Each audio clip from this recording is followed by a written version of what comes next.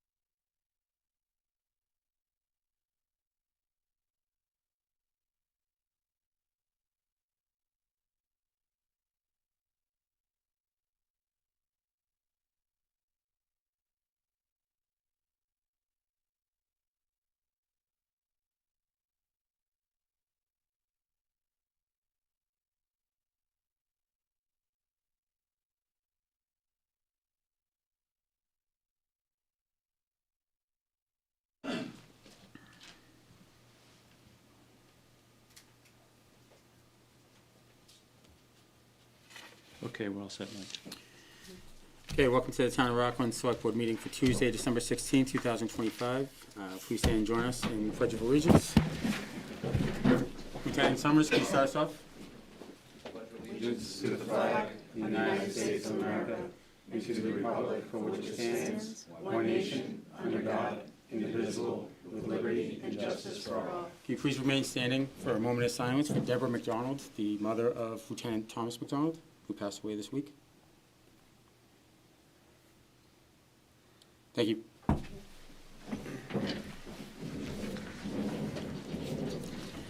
First on the agenda, community announcements. Doug?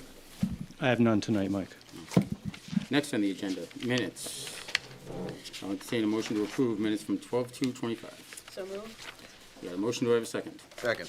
Motion and a second, all those in favor? Yep. That's unanimous. Next on the agenda, new business. One-day liquor license request, fourth floor artist, 83 East Water Street, 12426, from 6 p.m. to 10 p.m. Anybody here from fourth floor artists? Come on in.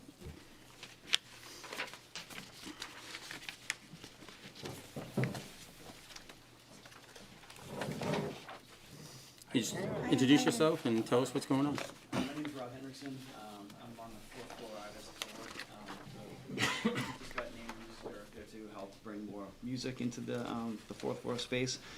We did a show in November. It was a pretty good success. We had a good turnout, and we were able to raise some money and donate it to the Rockland Food Pantry too, which is hopefully all the other events that we plan moving forward. We'll try to get some sort of donation going at the show to help out. So the next show is January 24th. It's very similar. It'll be myself and another performer who's has a pretty good following in Massachusetts. And that's we're going to try to schedule these at least monthly, hopefully going forward, because we got a pretty good response. Any questions, concerns? Love that you're bringing more of a sense of community, especially the artist community, so thank you for all that you're doing. Thank you. Yeah, it's a great space, and it was the week before Open Studio, so I think it kind of helped out get some more traction into the building for the Open Studios. That's great. Okay. Oh, Do I have a motion to approve? motion? I have a motion, do I have a second? Second. Motion and a second, all those in favor? Yep. That's unanimous. Thank you. Thank you much. Thank you very much. Good luck. All right, next on the agenda, it's a request for 2 a.m. close on 12/31/25 for Players Sports Bar and Grill, 86 VFW Drive. Jackie was going to come. I told her it probably wasn't necessary. It's something that we approve every single year. So with that, I'll entertain a motion to approve. Motion to approve. Motion, do I have a second? Second. Motion and a second, all those in favor? That's unanimous, thank you. Next on the agenda, Recreation Committee appointment, Sarah Leatherman. Sarah, you here?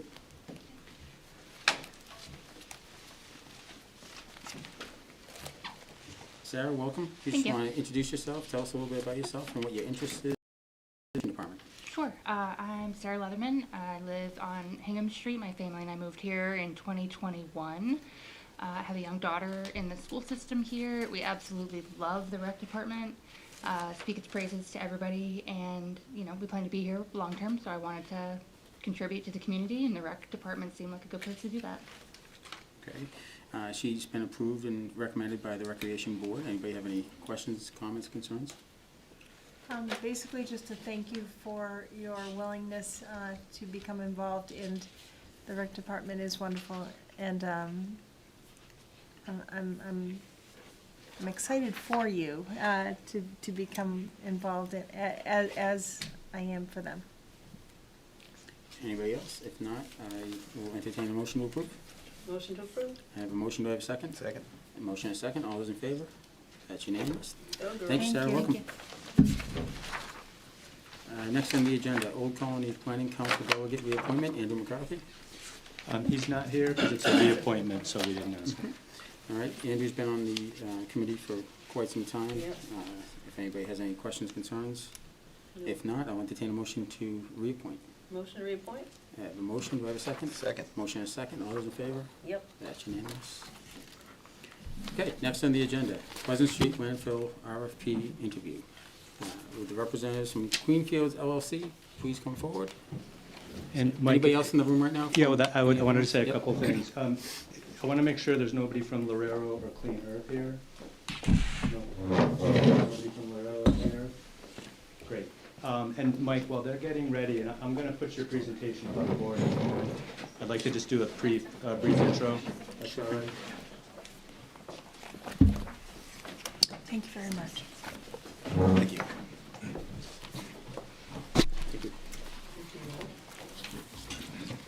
So, as the board's aware, but I want to make the community aware as well, we issued a request for proposals for the redevelopment of the Pleasant Street landfill. I have our memorandum in your packet. We issued the RFP on August 13th, and we had a couple of extensions that were requested by various prospective bidders. And we extended that deadline until October 24th. We created a staff review team that included myself, the assistant town administrator, the town planner, the highway superintendent, our land use council, and representatives from CDM Smith, who is our consultant engineer. And we have most of the review team here in the audience with us. And in particular, I want to highlight Mary Mancini over there in the corner, who's one of the engineers from CDM Smith. So if you have any technical questions for Mary, she's here to answer them. There is another, one of her teammates who was feeling under the weather tonight, so he's watching us on YouTube. We received 4 proposals. You are interviewing 3 of them tonight. Based on our review, we recommended not forwarding for an interview one of the firms because they didn't meet all the requirements in the RFP. We can talk about that more if you want. In the memo, we laid out all the various review criteria and how we as a review team scored them, but given the very high-profile nature and kind of critical importance of this project and the fact that it involves land use and trucking and materials, rather than only bring one name forward, we thought all 3 that met the responsiveness requirements of the RFP should be interviewed. We can certainly provide more feedback about what our thoughts and scores were, but I think it's really important for you to do that. You have some suggested questions. Obviously, we should ask all the same questions to all 3 firms. You're certainly, so that everyone's on a level playing field. You are, though, certainly free if there's a specific thing that somebody identified in their proposal that somebody didn't and you want to ask a follow-up question, that's fine. And I should have highlighted again, just for everyone's knowledge, this is a request for proposals, which means there's a technical, non-price component of their proposal, and then there's a price component. So we as a review team, and I know that you did individually, reviewed the technical, non-price component first, then you looked at the price afterwards to look at the whole proposal holistically. And the beauty of doing an RFP is that you're not bound by going with whatever's offering you the most money, because it might potentially be possible that a firm that's not offering the greatest financial impact could be better for a variety of other reasons. And so you have that flexibility to pick a firm that's not solely based on price. We are a little bit behind schedule because of the executive session, but generally the direction we gave them was to give a brief 10 to 15 minute presentation to be followed by questions and answers from you that could be up to 30 minutes or could be less. So before I turn the slides over to the first firm, I'm happy to answer any kind of procedural or big picture questions if you have any. Do you have any questions? Okay, give me just 1 sec.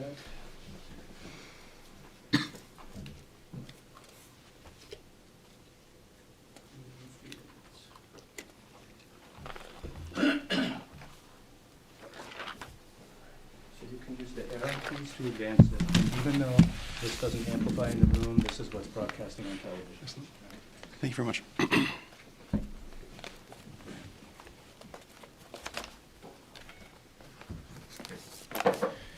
Are we ready?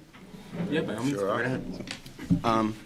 Thank you very much for this opportunity to come speak to you again today. My name is Jason Cotty. I CEO of a company called Clean Fields. I was actually had the opportunity, as you probably remember, about 6 months ago or so, to present to you the initial key findings that we had from some due diligence work on this landfill site to see, was there viability, for a post-closure use development along the lines of what we're going to be presenting to you today. So again, I really appreciate the opportunity today to come speak. Doug had mentioned that this was about a 10-minute presentation, so of course we put together a 50-slide deck. But most of it's actually just background information and an appendix, so you can get more. What we look at, from this is the road today. We've continued our work since we last met. One of the biggest things that we've done, in addition to digging in and meeting the requirements of the RFP, was to put a team together, right? You know, we were the new kids on the block. You know, we are sort of a new person or a new entity to this space, but we were very excited about the possibility and the potential. And I think we do bring a different kind of perspective and a different attitude to these kinds of projects. That said, we also saw that we were lacking in several areas, you know, an engineering component and an operational partner. You know, so we did spend a lot of time in getting out and talking to folks. So I'm actually very pleased that we've expanded our team quite a bit. We have CEC Environmental, CEC as our engineering firm. They're with Amy Knight. We've got Strategic Environmental Services with Ross Hartman. So Amy's our engineer. Ross is our operations guy. We also have Steve with Howard Stein Hudson. They're also going to be consulting with us to do some work with traffic mitigation and construction management planning. And then we have Matthew O'Neill, who is a member of our team as well. He's going to be probably running point on a lot of government relations lobbying work, interfacing with the administrations and other municipalities. So the first thing that we want to really touch on is what are our goals here, right? And we've got 3 goals as we make this presentation to you today, right? The first is to ensure public safety and environmental protections. The second is to align with Rockland's priorities. And the third is to develop the best post-closure use for the site in question.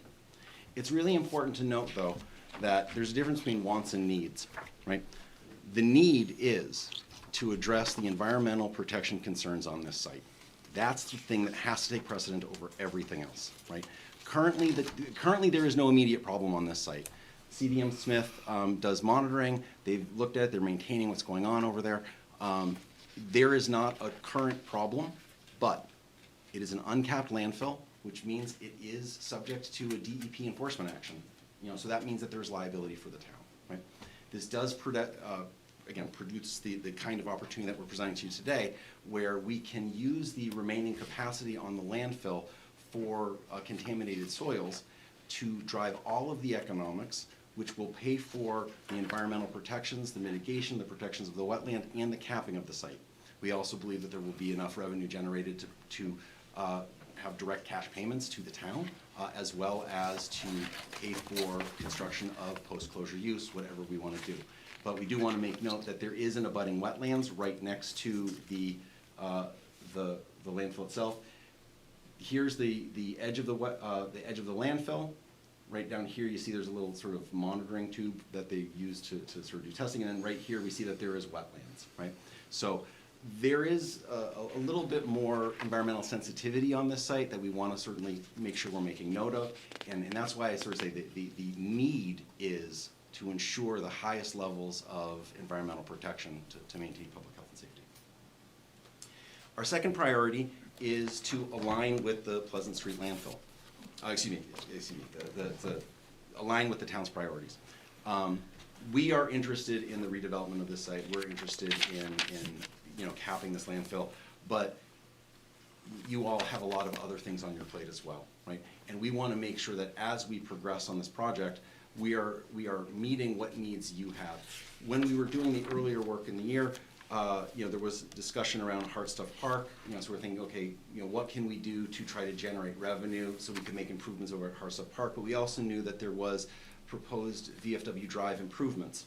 So we actually had conversations with TEC, the town's engineers, on the highway improvement or the roadway improvement to make sure that as we were progressing or potentially progressing with the Pleasant Street landfill, it was going to align with the work for the VFW. So if there were soils that were generated from those road improvements, we were able to take those in, to create some cost savings for the town and to, again, just create an efficiency that would benefit everybody. And the last part, which is incredibly important in my view, it's to listen to the community, to get your input. We could come and we're going to have some options and point in some directions for some options of what could happen here. But I'm not here to tell you what to do with the money that's generated. I'm not here to tell you what to do for a post-closure use. I think that our job is to act as a partner with the town and a partner with you to realize your vision and the vision of the community for what they want to see with the revenue and with the site itself to reclaim it in a way that's going to be useful. Oh, and also, if you have questions, please, by all means, just jump in.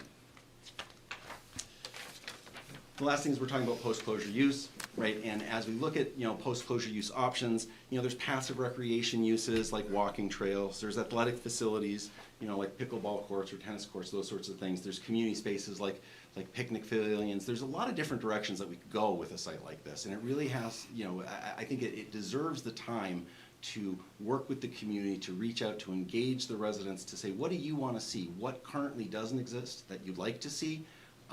And then also, all of these things come with a cost, right? As we look at some options, we were looking at some different examples.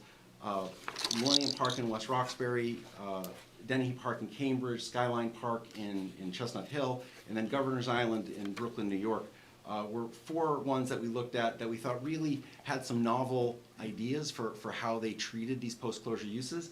And again, cost is not insignificant. If you were to build a pickleball court, installation of a pickleball court could run $30,000, $50,000, $60,000 for a court, right? If you look at that slide on Governor's Island, which I think looks awesome, that's like a $1.5 million slide, right?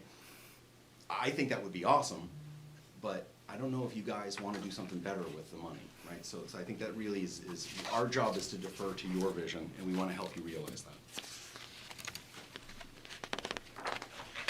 That brings us to what our proposal is. Our proposal is obviously in line with what our goals are. We want to lead with community engagement, we want to ensure environmental safety, and we want to build a custom solution for this site specifically. When we talk about leading with community engagement, that's really the specialty of the Clean Fields team, right? Our background is in community organizing, our background is in working with communities to realize what they want to do. As we formed, it's really been targeted on this notion of helping towns fix the problem of uncapped landfills, and we thought, well, there's an opportunity here to do some good. But the strength of our background is in working in communities, bringing people together to sort of accomplish what the goals are.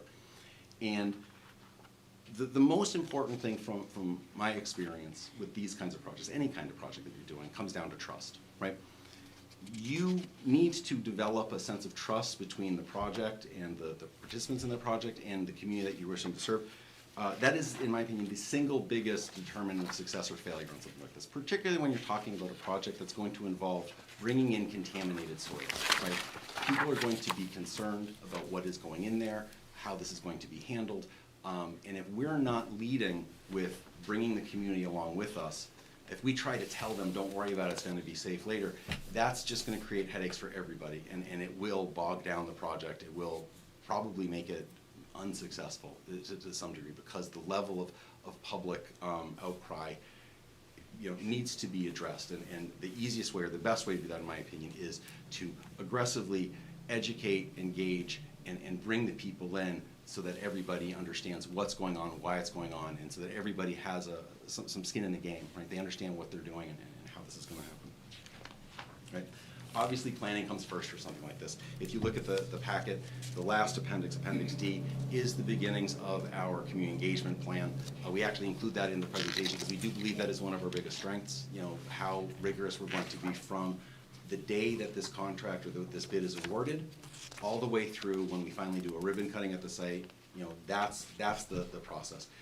Amy's going to be doing a lot of work with respect to the engineering and developing the permitting pathway and those sorts of things. A lot of projects would say that community engagement starts after the engineering is done, and that's not a very good solution, actually. We worked on a project earlier this year where we were brought in late because they took that traditional model. They said, well, let's do all of our engineering first, and then we'll tell everybody. By the time that was done, by the time the engineering, the proposals were initially drafted, public sentiment was already against it. They said this landfill is too much of a concern, and the town really missed out because, honestly, just because of lack of sequencing, right? You want to make sure that you're engaging early and engaging often. To that end, I think what's critically important is that we provide radical levels of transparency and accountability, right? We truly see this as an opportunity to partner with the town of Rockland, and as such, we want to be with you every step of the way, right? We intend on going to town meetings, the select board meetings, Board of Health, anything that you think we need to be at in an official capacity, we want to be at. Anything that's going on in the town, we want to be present at. That's how we're going to better be able to serve. And honestly, that's how we're going to be able to build trust. Trust starts with just showing up, right?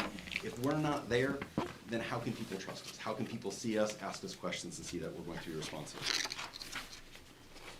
Building trust also grows with open and responsive lines of communication. To that end, we look at this as an opportunity to start a long conversation with the residents of the town, right? We want to do quarterly reports to residents, through direct mail, obviously through website updates and the like. We're also going to host monthly public site visits where we're going to ask people if they want to RSVP. We will take them around. They can sort of see what's going on the site, understand what's happening. And we are going to commit to doing weekly office meetings. That way, everybody, if they have a question, they're going to have an opportunity to talk to us about what it is that we're doing. And another thing I'd make note of is that the folks of our team are the folks that are doing the work, right? I grew up on the South Shore. Dan, one of my partners, his mother-in-law is a Rockland resident. This is a community that we know. This is an area that we're not just passing through. And as such, we intend on being here every day to be part of this. This isn't this is a big deal for us, right? And this is a big deal for you, and we want to make sure that it's done right.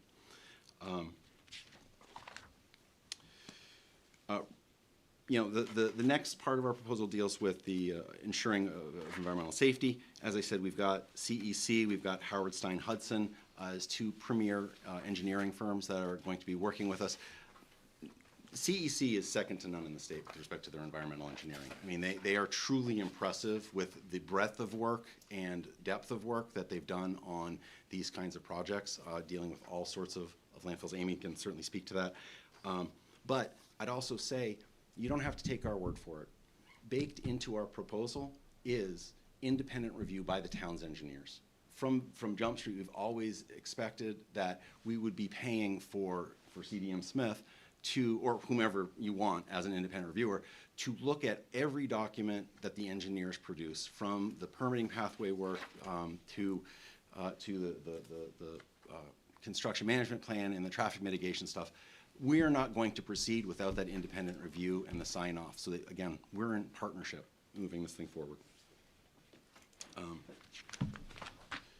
And then the last part of our proposal is we want to develop a custom solution for this site, right? Ross and Strategic Environmental Services is our operational partner. The Massachusetts company, he's got his own trucks. He's going to be on site. Again, we're not brokers. We're not, we're not going to be, we're going to be here for the long run. From beginning to end, the folks that you see in this room today are the folks that are going to be partnering with you throughout this entire project. And, we're going to be working with, as Amy is going to be working with CDM Smith or the town's engineers, I fully expect Ross and his team to be working with Public Works and the other departments of the town to ensure that we've got alignment with the work that we're going to be doing on site with the priorities and values of the town. We're also going to be, as part of our community outreach program, developing a community design group, right? We want to bring residents together to have a conversation about what the final solution should look like, and so that everybody understands that this has been a process, that we are developing something, and that there's cost benefit that needs to be considered. Maybe the town will decide that you do want to have a $1.5 million slide down a hill. I'll be the first in line to go down it. But we really want to make sure that the community is involved as part of this process. And then SES is just known for following best industry practices in this kind of stuff. If you look at the Appendix B, I think it is, or Appendix A, where it shows SES's background, their experience in environmentally sensitive sites in mitigating and creating sort of environmentally responsible solutions it's honestly pretty impressive. So, when we look at this site, there's a lot of questions that we don't know, right? There's a lot of questions that need to be answered in order for us to come up with a competent proposal. Part of the initial due diligence work that we did was to develop some initial projections for what the capacity was on the site. Again, we worked with CDM Smith to develop what these estimates were, and actually we already had conversations with DEP to develop some of the conversions. So the preliminary capacity that's estimated on this site is about 175,000 cubic yards. Using a 1.6 conversion that DEP suggested that we look at, that generates 280,000 tons of soil that could be put on the site. If we use an average or an estimate of, there will be 97 soils, but there also could be some RCS of soils. We want to focus on continuing to move stuff into the site. We don't want to let market fluctuations mean, oh, we got to hit the pause button for 6 months, right? So we want to have a steady flow and progress. But we look and estimate that this is going to generate about $11.2 million of gross revenue, right? We can then look at what we're going to be spending this money on, right? We've got site engineering, traffic engineering, all the way down. We've got a specific line item for post-closure use construction. We've got direct payments to the town. We come in at about $10.1 million for total costs that this project will come to, right?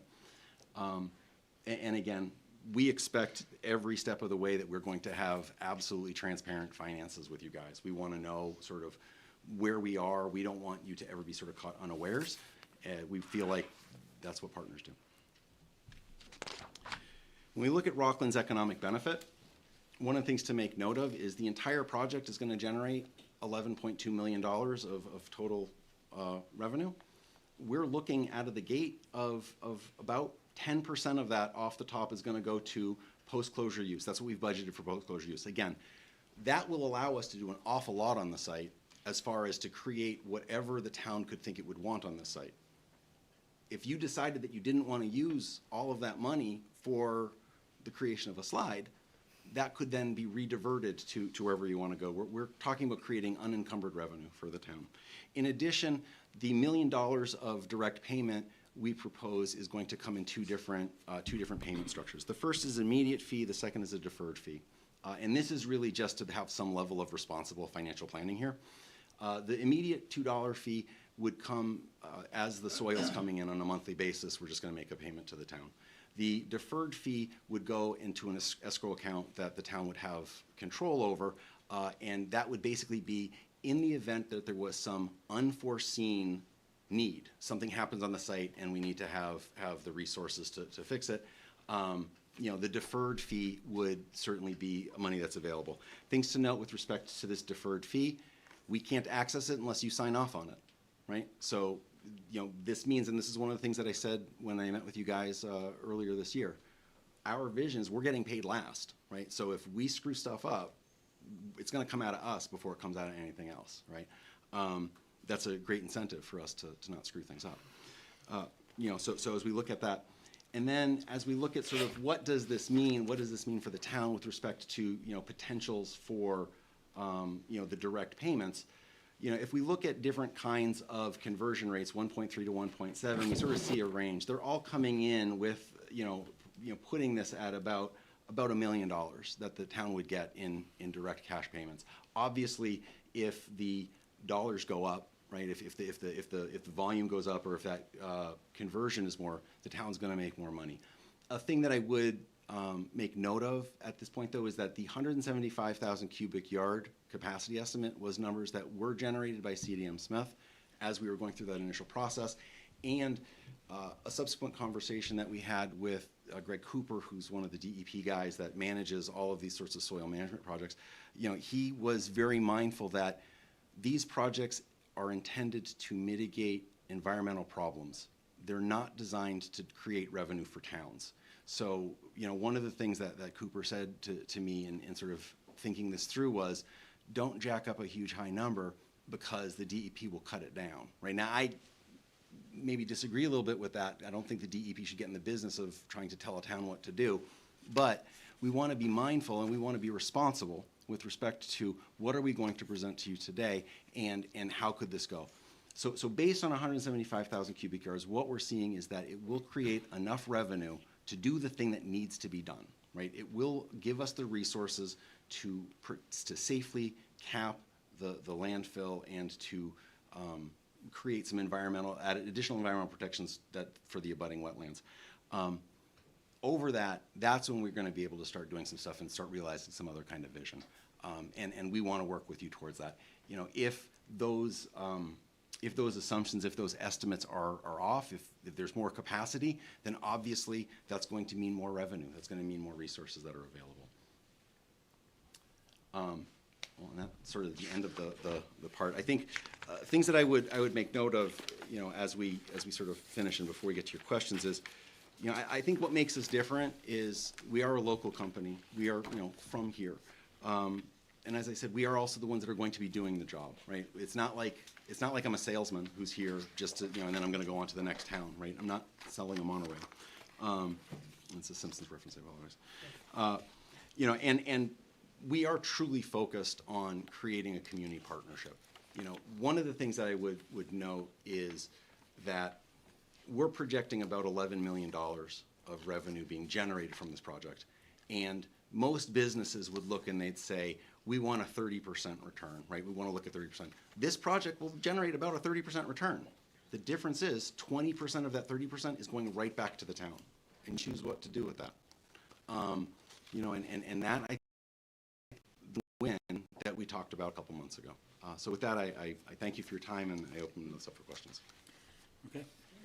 Thanks for your time. Appreciate it. Anybody on the board have any questions? Other than these?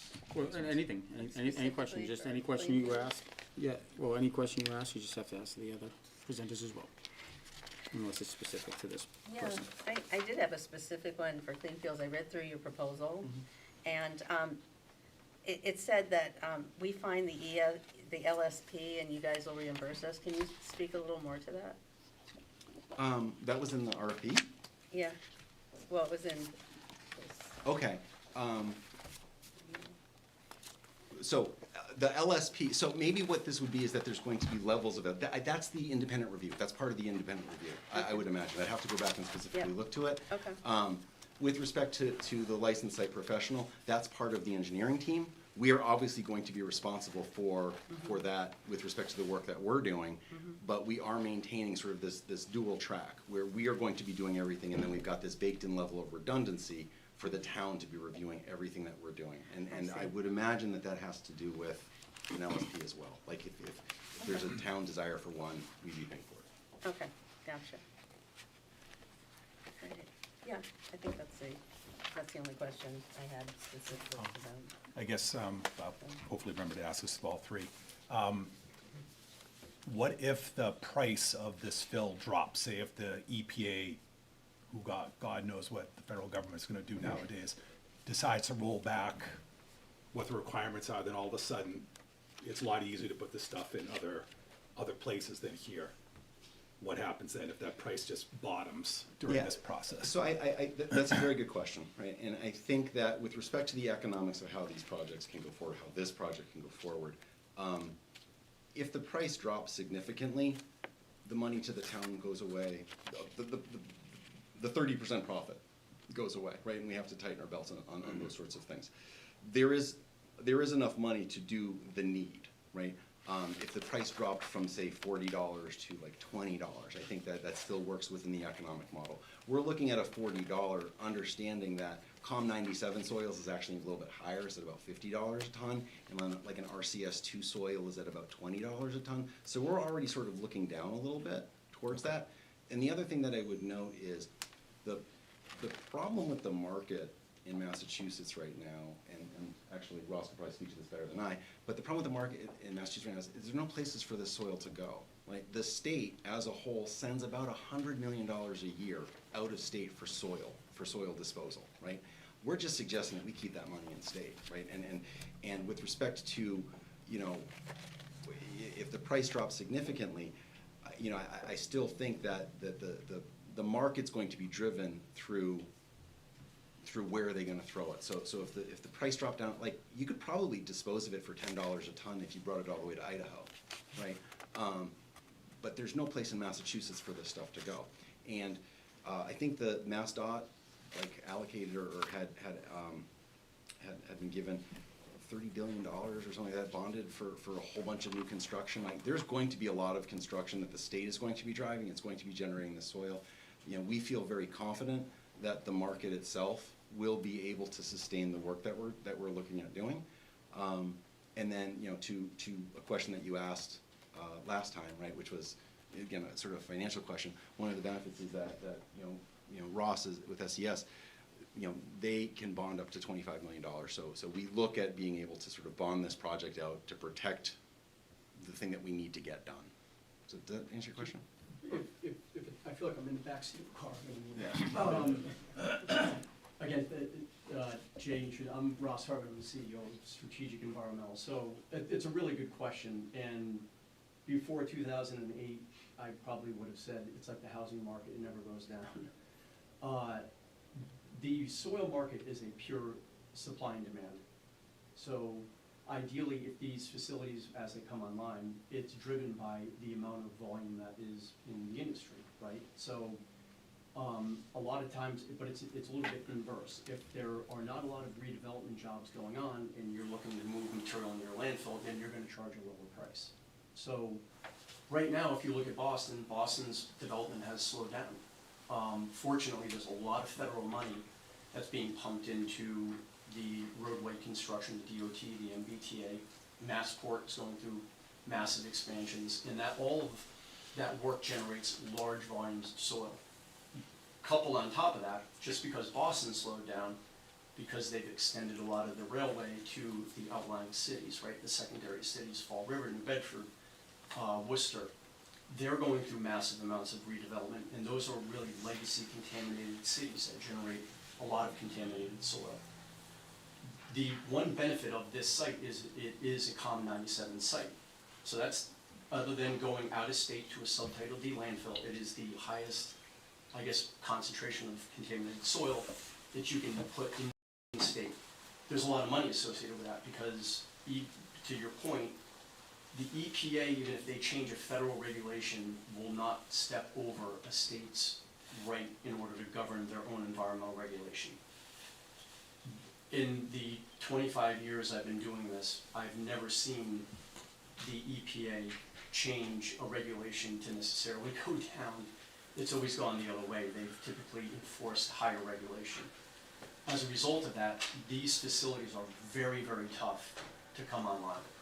You really have to have a specialty project like you have in order to get a site permitted to take COM 97 soil, which is why there's so few that are in the state of Massachusetts. With that supply and demand, you're going to be able to get a premium for that soil because the next closest location that takes a large volume of soil is really on the North Shore. So when you look at the proximity of Rockland in comparison to some of these outlying, gateway cities and Boston, it's a great location to transport soil, to, and you're going to end up turning that into a usable site at the end of it. So I wouldn't say that it wouldn't happen. I think the chances that it would happen for the price to go down is pretty slim. Something that we're willing to hedge our bet with. And this fall, if this gets capped and put to a place where it's safe, that is, without us writing a check for any work that you do, you're gonna cap it at an absolute minimum, make it contained, environmentally safe. Worst case, bottom line, we don't pay you anything. Yes. Okay, that's more what I was kind of getting at. Yeah. And So. I know 175,000 yards, 280,000 tons. Whether it's more than that based on a little bit of engineering, I mean, based on the height, the calculations of the height, it made sense. It is not. It sounds like a lot of material, but it's in comparison to big landfills. It's not an enormous landfill. There's other landfills throughout the state that take larger volumes than that. So filling that then becomes how much soil you're going to generate that you can get that premium on. And then if, to Jay's point earlier, that $40 a ton range kind of has a nice balance there that if you do have low flow of COM 97 soil, you can start to take the next tier down, which is the RCS2 soil. Obviously, there's a lot more of that soil that's in the state as well. So it's a good balance to try to get to where that number is in order to kind of get to that cap and have some surplus money left over. One other thing I wanted to note, and Ross just reminded me of it, when we look at this site as well, based on 175,000 cubic yards, we'd be looking at a final elevation about 35 feet, 32 to 35 feet above sort of ground level, with the sort of top plateaued area being between 3 and 4 acres, right? And again, this is all very preliminary. That kind of stuff could change, but we are being very mindful of sort of what the tree line is and sort of how this is going to fit in with the general town. I mean,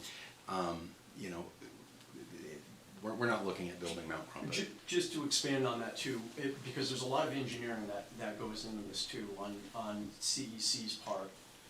We're an environmental contracting company, so we perform capping jobs on a very routine basis. We're doing one right now up in the city of Wakefield.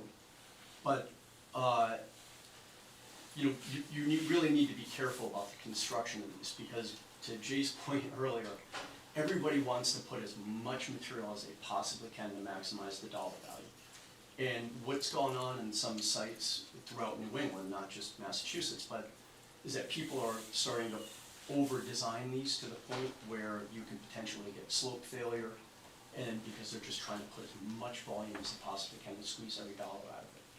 And I think one thing that happened with all of us, it's been a very nice synergy with all of us, that I think we look at this as a great opportunity, but we really do want to do right. I mean, we all have professional reputations in the market.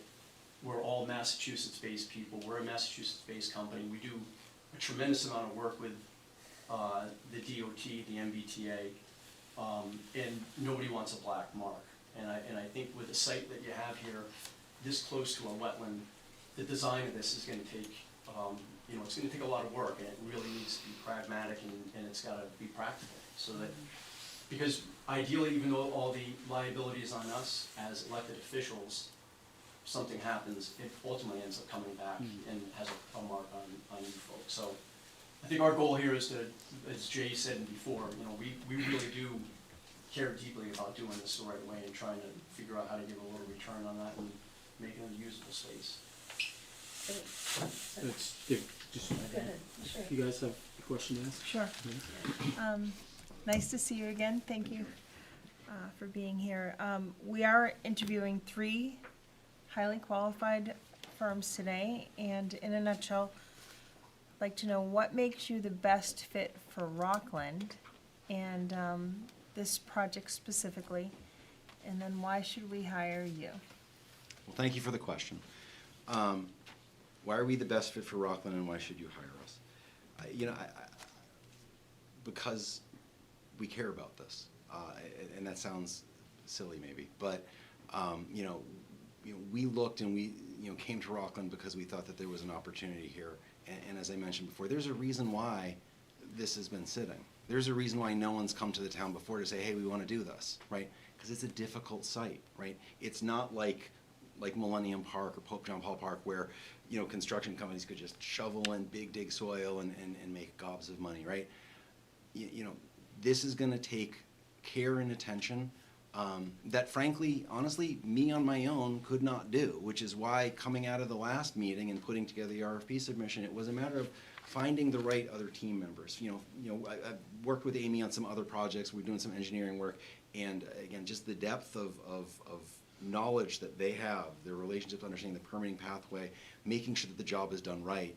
Working with Ross and hearing how he handles some of these sites. Again, look at some of the stuff that they're doing, where they're taking caps right to abutting rivers and waterways. It's the level of sophistication and care that this team is putting together, I think is truly impressive. I think those are really good, and we're local, right? I drove down here as I was avoiding the traffic to go to my parents' house in Marshfield, right? We care about this area. I don't know, that matters to me, and that's sort of what we're going for on this. Steve? Just as a layperson and not being here for your first presentation, could you step through the differences between COM 97 and, I didn't write down the other, RCS? Yeah, so we're looking at RCS1, RCS2, and COM 97. They're basically 3 different levels of contaminated soil. They're not hazardous waste, but they're also not just like beach sand. Basically what they're looking at is if construction's going on in any developed area. You sort of dig out a foundation, you're looking at that soil, there's contaminants in it, there's oils, there's other materials. All of that gets tested. That's what we're talking about with the LSP, you know, to make sure that the testing's appropriate, to make sure that the site is able to, you know, take the materials that's being brought in. I'm actually gonna hand this to Amy because you know this stuff and that's why we bring experts, so.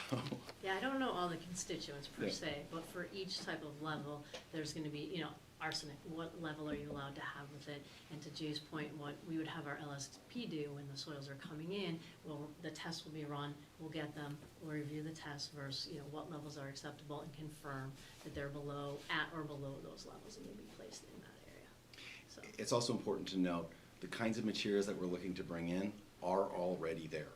The biggest difference is it's not capped, right? So you've got a pile of MSW, that's municipal solid waste, and then you've got dirt that they put on top of it, which was probably COM97-esque type soil, right? And that's just there, and then there's vegetation on top of it.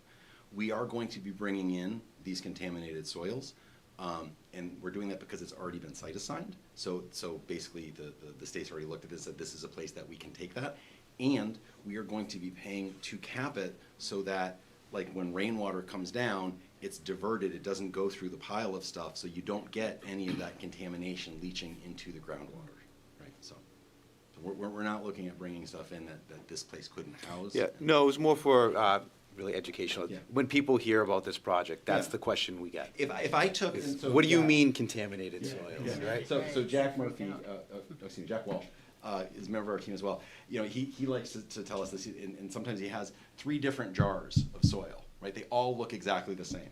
But one's COM97, one's RCS2, and one's just regular dirt from the backyard. You wouldn't know the difference of them just by looking at them. It is a matter of what's being tested and sort of where it's coming from. So. Yeah, so, there's gonna be a lot of dust and dirt, and I know you mitigate that through putting water on it. Is your water gonna come from a water truck, or do you require a hydrant? Actually, so I know, I think when we talked last time, we talked about sort of a cleaning station for the water, and I think, Ross, when you're looking at sort of, what's that cleanup? Ideally, I think we would try to pull from a hydrant, but Okay. we would probably fill a water truck, number one, or 2, we would fill containers and then use that, you know, as a means of spraying on top. The other thing too is there's a whole litany of ways of dust suppression. Water is good. That's kind of good along the roadway. Calcium chloride is another one if it's used the right way. There's other dust suppression kind of surfactants that you can put down in order to bind up the soil so that you don't have dust mitigation. You know, you have dust mitigation. You know, this job, that aspect of it is probably one of the biggest environmental, I guess, vantage points, right? Dust and a truck leaving the roadway, and then you see the tire marks that leave the roadway. And that's all it takes is one call. You know, we do a lot of work at industrial facilities and commercial facilities that are located within environmental neighborhoods. And the engineering is one thing, the community awareness is definitely another. All of that is great speak in the world that Ryan and I live in. It becomes the implementation, and can the contractor actually follow through and implement what it is that everybody has promised on the back end. Yep, so, you know, if you were gonna use a hydrant, or if you needed one, speaking with our water department, our water commission would probably be the best thing, because we're in a drought situation, and they're very concerned about that, so that's why I asked the question. That was one of the things, and sort of circle back, when we talk about being in partnership and sort of how we want to work together, you know, I would look and I would think that, you know, that Amy's going to be hand in glove with the town's engineers. Ross is going to be hand in glove with, you know, the water department, with DPW, with all of those, again, to make sure that, and then, you know, and then I'm going to be hopefully working hand in glove with all of you and sort of getting into the community and sort of working those ways. It really is a matter of, we're one team, all with the same shared goal. Jay, maybe I could. Right, this is Speak from our side. So some of the concerns you mentioned, the dust and things like that, that'll all be included in our construction management plan that we'll develop as part of this project. You know, all these things will be, you know, we'll have a checklist, and, you know, if you look at our packet, we've done many, many construction management plans where we try to identify those issues upfront because, so they don't become issues. So that'll all be laid out from day one, excuse me, so to alleviate any concerns that the town may have for the site. Cool, thank you. John, anything? Do you want to start reading off these? No, I mean, if you want to ask, if there's something on that, we don't have to ask all these questions. Oh, we don't? I No, thought no, we not had all to. of these have to be asked. If there's just something that you specifically, Right, I was just under the some impression we were ideas. supposed to, No, based on not, Doug's face, I think no, he was not, expecting not, us not to. at all. Pick off whatever you feel. All right, I heard no, it then was no, on I roll. think, So- there isn't, no. So I have just a couple quick questions, because we should be wrapping this up, shortly. One, what effect will this have on the butters? What do you see as issues that might face any residential butters? Change is scary. I mean, I think Sure. that's the biggest thing to overcome. That's the biggest hurdle to overcome. That's as I was saying before, the thing that tends to kill these projects. If a butter feels like they're not aware with an understanding from Jump Street, you're only increasing that level of fear. So, you know, what's the biggest impact for abutters? Change is scary, and that's not a small thing. Outside of that, the impact to abutters is going to be, depending on how we develop the traffic plan and the construction plan, you know, the trucks that are coming on site. If we looked at, say, and again, I'll let Steve speak to this, but, you know, if we were looking at, you know, 40 truckloads a day, that's 5 truckloads an hour, right, from what, like 8 a.m. to, 8-hour work day. you know, an 8-hour workday. You know, so there is going to be that level of impact, right? We want to be working with you and with the community and with the butters so that we can turn that dial to be wherever the town and the abutters are going to be comfortable with, right? We want to be in constant communication so that if something's coming along, we're able to be responsive to it. What's the impact going to be for abutters? If everything works out the way we all hope and plan for it to, they're going to have access to a great park that's in walking distance, right? They're going to have like community benefit that is going to increase their property values, that's going to take this part of the town and really make it a park to shine. Okay. And I just have one more, just based on, if you can describe your design of the project, what will occur to prevent potential runoff? What will you do within the design to prevent? For like the capping system? Yeah, and to mitigation? prevent runoff. So, Stormwater runoff, you're talking about? Yeah, stormwater runoff, any Yeah, kind of we contaminants will from the site. design a series of stormwater controls. They may be diversion berms, swales.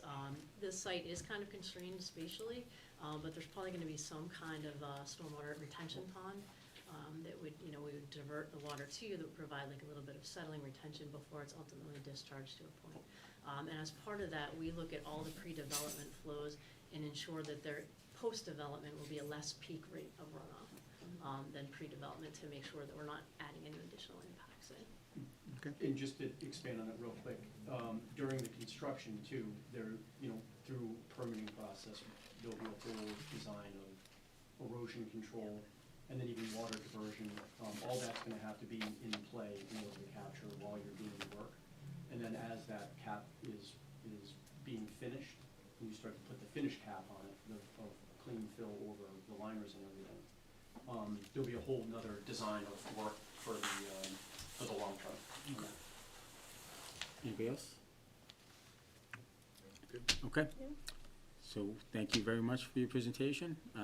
You know, like I'll tell everybody else, we're not gonna be making a decision tonight. We'll probably announce our decision at our first January meeting, after we take some time over the holidays to go back and review the RFPs again, look at the presentations again, and we'll have a final answer. But appreciate your time and all the energy you guys have put into this project. Yeah, Thank you very Thank you very much. Thank you all. Thanks. Happy holidays. Holiday.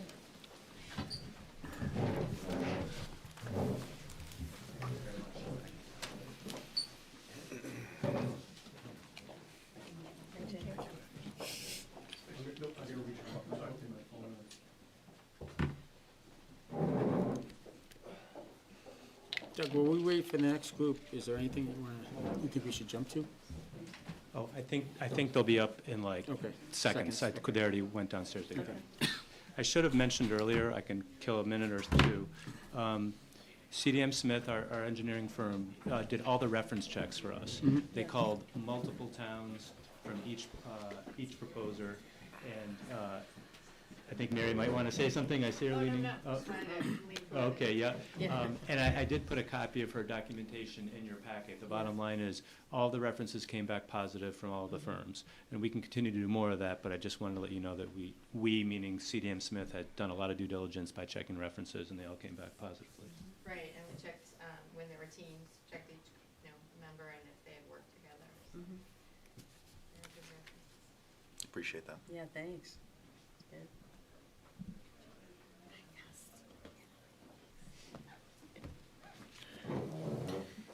So everyone, just remember what your questions were. I wrote them down. Thank you so much. Yeah, I wrote mine down. Just in Awesome. case somebody misses it, I'll Yeah. give you a gentle nudge to remind you Yeah, to ask it, all right? yep. Yep.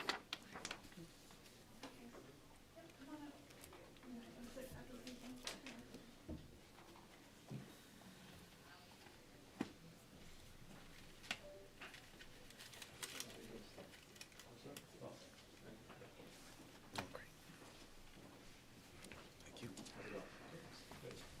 Whoever's going to be the main speaker, you guys can go right up there. And, we'll give this Thank to you.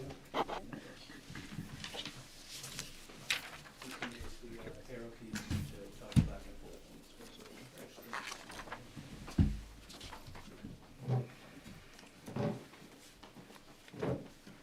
So next on the agenda, I just want to welcome the group from Lorero Engineering Associates, Inc. Gentlemen, welcome. By all means, have a seat and let you guys start your presentation. We are asking just from a time space, kind of keep your presentation to 10 to 15 minutes, and then we'll get into questions after Great. that. Okay? Thanks. Thank you, appreciate it.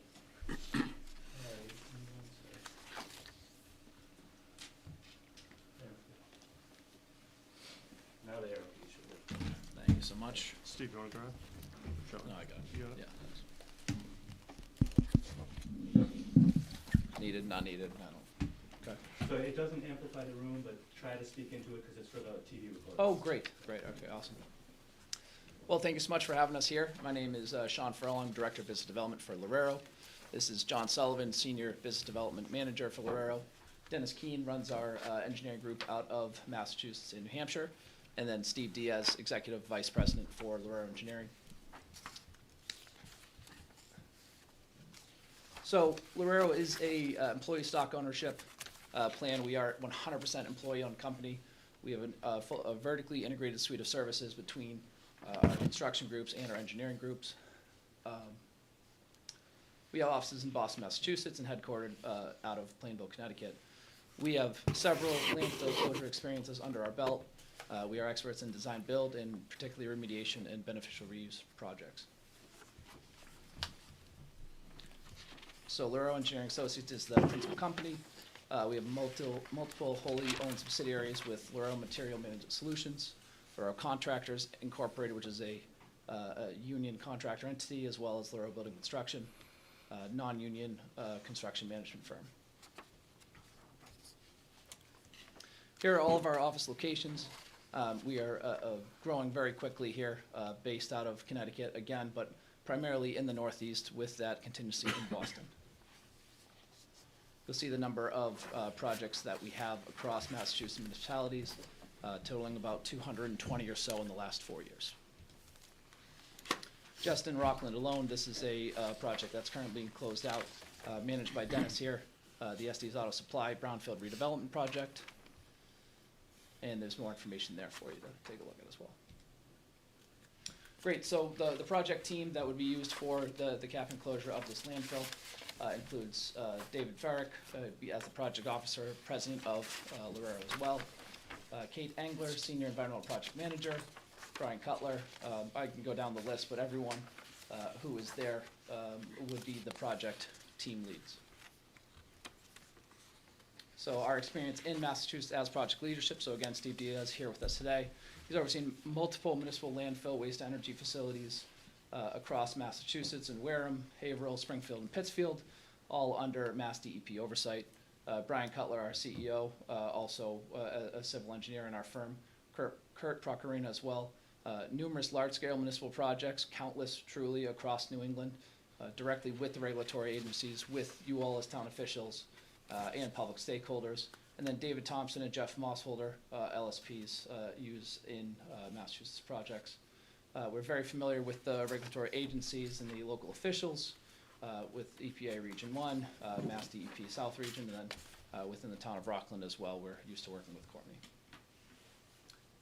As an overall in all of our projects, we're committed to delivering excellence to all of our projects through proactivity. Our commitment reflects the values of our firm and the expectations for you all as clients.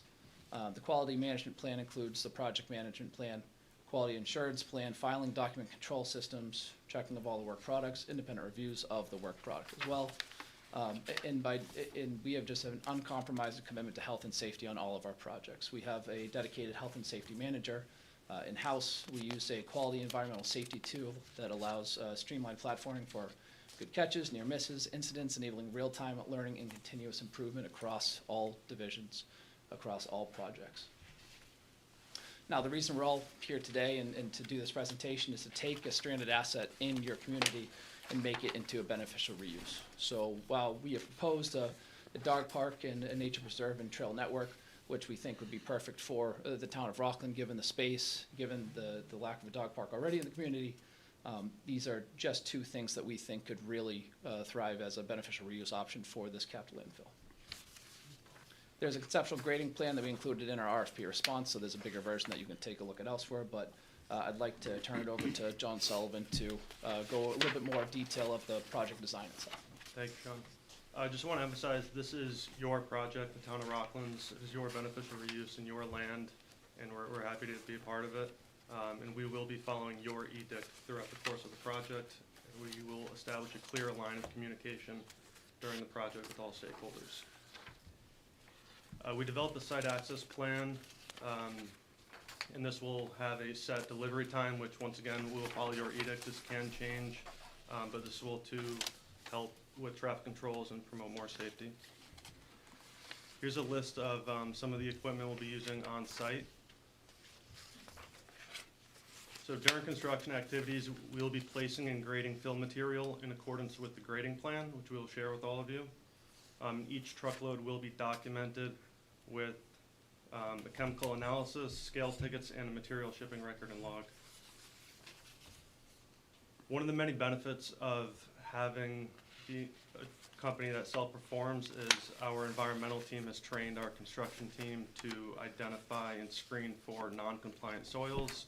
Some of these characteristics are debris and odor. This will help us mitigate even more hazard to the site. We also developed a erosion control plan, a stormwater pollution prevention plan, and we have our own health and safety plan that will be used on site at all times. And Sean's going to talk a little bit more about the economics. And should we get awarded, John Sullivan here is the key stakeholder engagement person. He'd be your point of contact throughout the entirety of the project.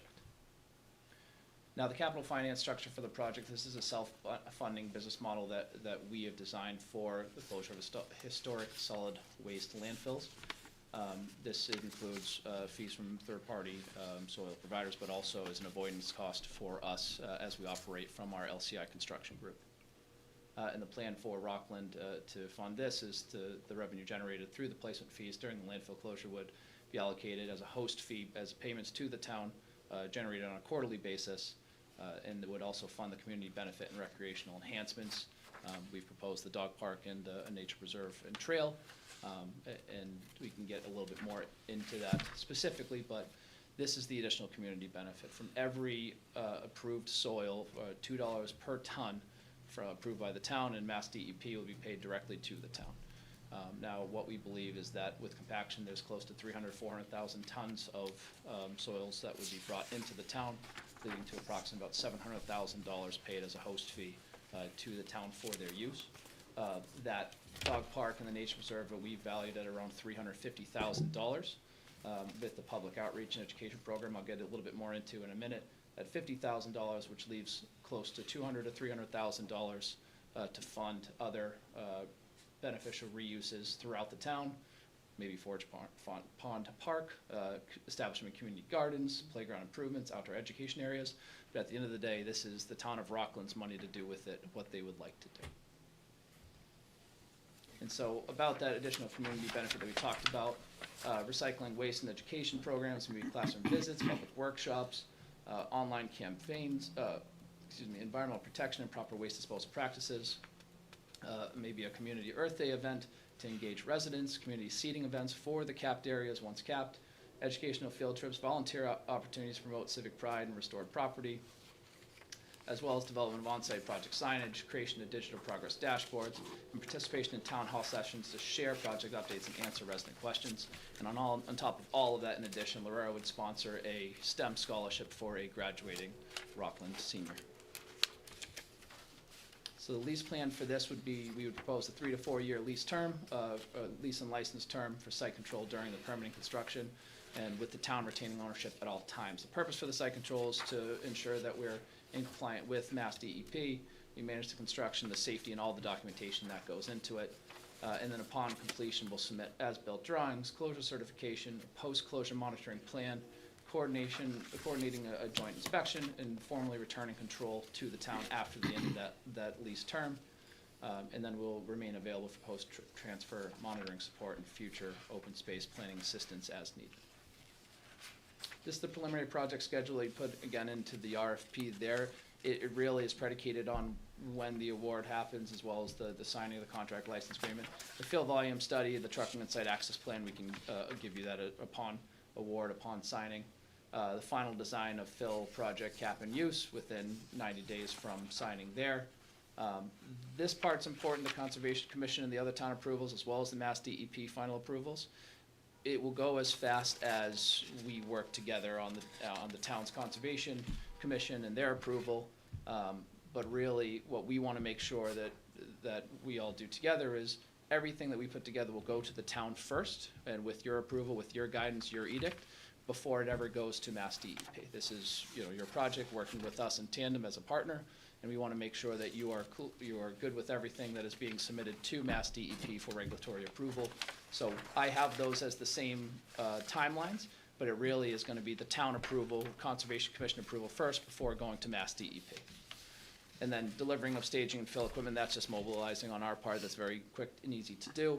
Wetland work, we are confident we can do within a few months before or after being signed and staged. And then within 2 years from getting on site and bringing fill in, this landfill can be capped and closed. And this is that timeline I've just portrayed for you there. You'll see now, signed by the end of this year, get started by July 1st, 2026. This will be capped and closed by July 2028. And then completion of the passive and active park project, whether that's a dog park, nature preserve, or maybe you want to hold on to the host fee and nothing at all, that'd be done by the end of 2028. And then post-closure, we would write a letter to DEP, which includes a signed certification statement from us as well as the town, summary of landfill closure activities, and a post-closure care plan, which is going to be important for the long-term monitoring, groundwater monitoring, water quality, and site inspection and maintenance. Now, this is one landfill project of many that we've done, but one that we found that was close in size and scale as Rockland. This was in Plainville, Connecticut, actually where we're headquartered.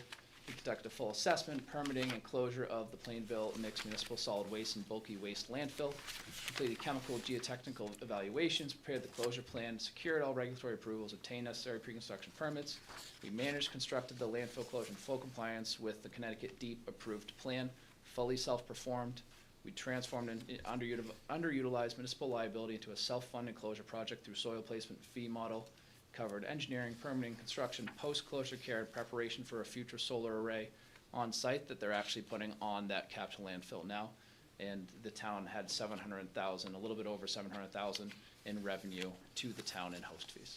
So this is very similar in size and scale as Rockland Pleasant Street is. Now, this is a number of other projects that I will allow you guys to look over as much as you like. This is there for your reference, but I don't need to go into detail on those. And I'd just like to open the floor to questions for you all. Okay, thank you. Anybody have any questions? Forward. Yeah, so to mitigate the dust that comes into the environment on a project like this, do you guys plan on using a water truck or a hydrant? We do have a water truck available for Yeah, that. okay. Thanks. Absolutely. John? So the $700,000 that you're projecting that we'll get in fees, if for whatever reason, due to maybe regulatory, the EPA changes their rules on things, and all of a sudden the market just drops on getting rid of this type of fill, I guess what happens in that case? Are we just looking at, you guys are still gonna cap it and make it safe, but we would just be potentially looking at that 700,000 going away if things really go sideways, or are we getting that either way? So the 700,000 is predicated on the fill that's being brought in. So it's a $2 per ton model. So that would be the host fee. But if that, if the amount of fill would be less than that, it would be still $2 per ton, but just up to how many tons that were brought in for that, for Mass DEP approved fill. But if, so, I don't know how much like the cost that what the market is right now, say if it drops by 50%, 75%, something insane, you guys are still gonna cap and make it. We're obligated to pay you $2 a ton. But you're also going to do the work to make it a secure, or whatever the best way of saying that, environmentally secure, capped landfill. Absolutely. Yes, absolutely, capped and closed. And $2 per ton of the money Correct. going, and that's If regardless the of. material acceptability protocol, which is how the soil gets spec'd out by DEP, if that changes, we're obligated to change with it, complete the project, and pay you the host fee of $2 a ton. Okay, so it's not contingent It's at not all on contingent. if the prices go crazy, either one way There's or no the other? market variability whatsoever. Okay. Tiffany? Thank you for being here tonight. Thanks for having us. As we're interviewing 3 qualified firms, I'd like to hear in a nutshell what makes your firm the best fit for Rockland and this project specifically, and why should we choose you? Oh, thanks for the question. We are employee-owned, which means every single, and that's not partially or mostly, it's 100% employee-owned. Every single person working on this project has a personal stake and responsibility to deliver the best possible service they can. We're a regional provider, again, based in Connecticut, office in Boston, office in Portsmouth. You have a team surrounding Rockland to be able to help at a moment's notice, but we're not waiting on anything to jump in and help. We're proactive. We're a medium-sized company, so you have that personal touch. You're gonna have someone with a face and a name that you have as a point of contact at any hours of the day. And like I said, we have a personal investment in the company to make sure that we're doing a great job at supporting you in every need that you have. In concert with what Sean said, there's a lot of good companies out there. The other two, one that you have met, and the other one that will precede us, they're very good companies. What makes us a little bit different, in addition to being employee-owned, quite frankly, excuse me, is that we've done this. This isn't our first rodeo as it relates to capping and closing landfills. We have a big environmental team. We take a lot of pride in what we do. We love working in Massachusetts. We would surround you with all the available resources you need. And quite frankly, this would be a great addition to not only your portfolio, but ours. Now, at the end of the day, we're self-performing the whole thing start to finish too. So you have one representative, one company, no finger pointing anywhere else other than to ourselves. And so, that's the type of accountability that we'll take on this project too. Thank you. Steve, any questions? Yeah, first follow-up from the presentation, you mentioned a STEM scholarship. Could you expand on that a little bit? Sure. We think that we do a lot of this in Connecticut in terms of helping local universities and trying to help we have a fantastic internship program. It really funds all of our future employment and retention. And so what we want to be able to do is give back to the communities and really enhance the STEM programs that we have in our local schools. And we'd love to do that for a high school senior as well. And if they're going for a STEM degree, no matter what college it is, we want to promote that as much as possible. So, that in terms of a dollar amount, really, it's not important to us. We just want to make sure that we're giving back to that community and making sure that, STEM programs are important and really supported. So, We take a lot of pride participating in the communities that we work in. And a project of this size, our ability to provide a scholarship or fund an Earth Day or just be around, Yeah. be in the community, is important to us. I guess, yeah, I agree, dollar amount, I think, is not really the point of that, right? But what was your vision? Is it more about a recurring thing, a one-time thing? If it's one time, which graduating class are we targeting? So what we put in there for the community outreach was, the way the host fee would work was based on a quarterly payment as the project progresses. So realistically, it could be every semester during the project itself. So it can be quarterly funded, and over, 2 years, it could be 2 graduating classes, depending on, it could be more too, right? We're not worried about funding scholarships. We'll do a lot more than just the one. If the project takes 3 years, there'll be 3 scholarships. Right. Next question. Yeah, I don't think you guys got into too much detail about the type of fill that you plan to use. Could you talk about the types that you intend to use? And then for the benefit of the folks watching at home, just talk a little bit about what that means.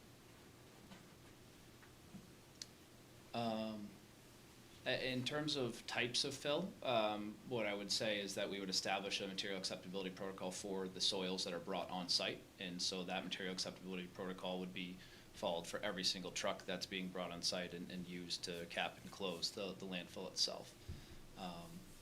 So DEP would give us a criteria Right. that needs to be followed, needs to be adhered to.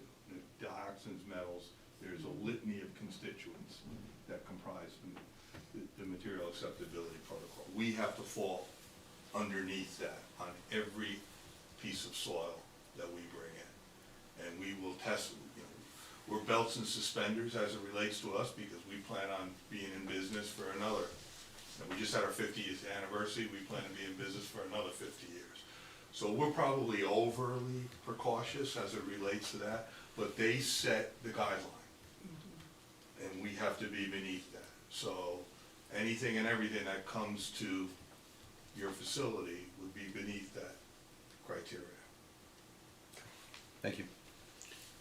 I just got a couple here. What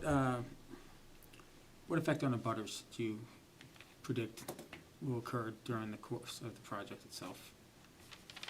So, can I take that one? Yeah, please. So, we follow your communication plan. We've seen councils such as yourself speak to the community in detail as it relates to the project, give them enough forewarning, talk to them about the truck routes. We present on behalf of you. We work with you first. Get you comfortable with what we're proposing, and then we could perform the narrative to a bigger audience. So it's really going to be driven from you. We haven't had issues, but we're very open in our narrative. We're not trying to hide anything. This is a great project. It's taking a stranded asset and creating something for the future. We have nothing to hide. The material acceptability protocol is set by the state. We're going to fall beneath that, quite frankly, and we'll do whatever we can to support you guys. Okay, appreciate that. And then just anything specific within the design of the project that will prevent potential stormwater runoff?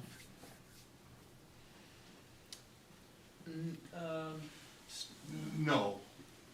I mean, the grading protects from that, but we will sample that. We don't wanna underestimate what needs to be done up first. We will sample all facets before the grading plan gets proposed. And if there's a town engineer that you'd like us to work with, we will. We do that all the time. We work with planning and zoning in each particular town. We get you comfortable before we go to the state.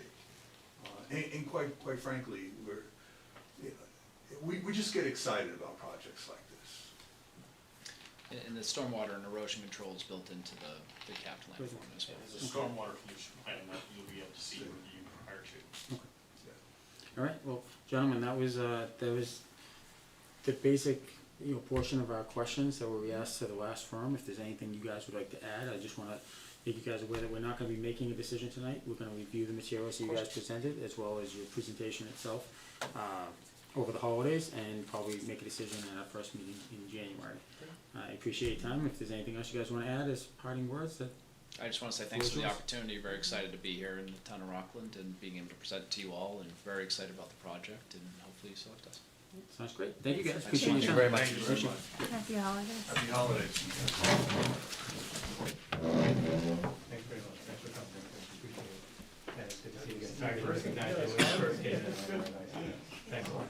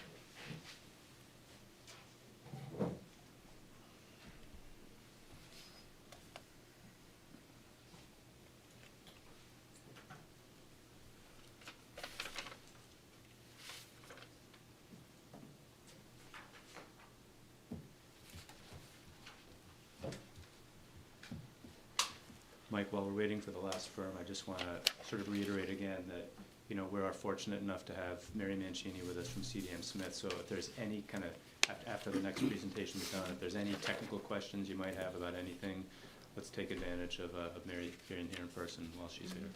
Yeah, I think it would be good, I know we have Dave here too, Yep. part of the review committee, if we could maybe have a few words from the review committee when we're done. Does that make sense? Sure, and even after digestion, if there's questions that Yeah. come up. Yeah, just Thank contact you. information. It's probably better to be done in that manner so that it's not, you know, a public kind of Okay. form. That way we can each reach Yeah. out to them because they saw the same things we saw, you know what I mean? Okay. So we're not tipping hands anyway. Hello. Welcome. Hi. All right, so next on the agenda is we have Clean Earth LLC. Gentlemen, welcome. Thank you. Thank you very much.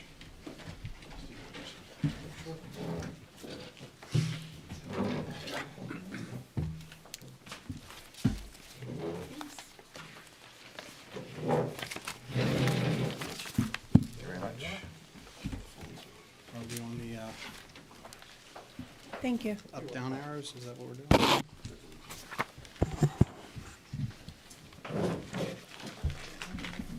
So gentlemen, welcome. The way this is kind of set up is a quick, probably 10 to 15 minutes worth of a presentation for you guys. And then just some questions from the board. And the questions that we'll be asking are the same questions that we asked the other two firms. Okay? So whenever you're ready, by all means, take it away. Can I grab another one of the binders? This one? Sure. No, one of these. Oh, I'm sorry, it's in the box over there.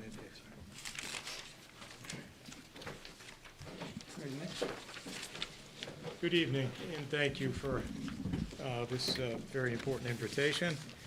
My name is Nick Musey. I am the Regional Manager for Clean Earth, and I am very happy to be here tonight to present our proposal.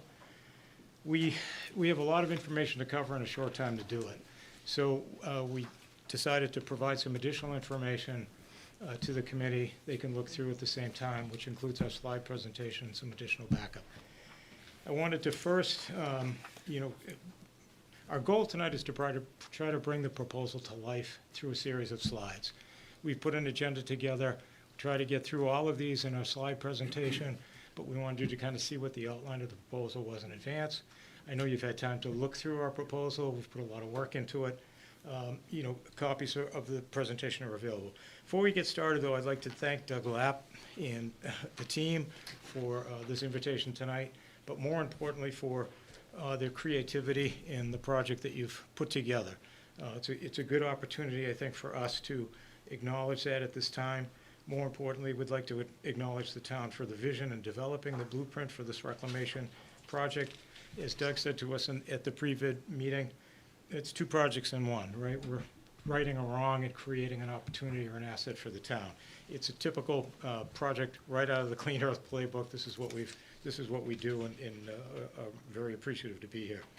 It opens the door further for what we consider a public-private partnership, which is going to be key to getting the job done, mutual objectives being met, working together to accomplish the goals that are identified in the RFP.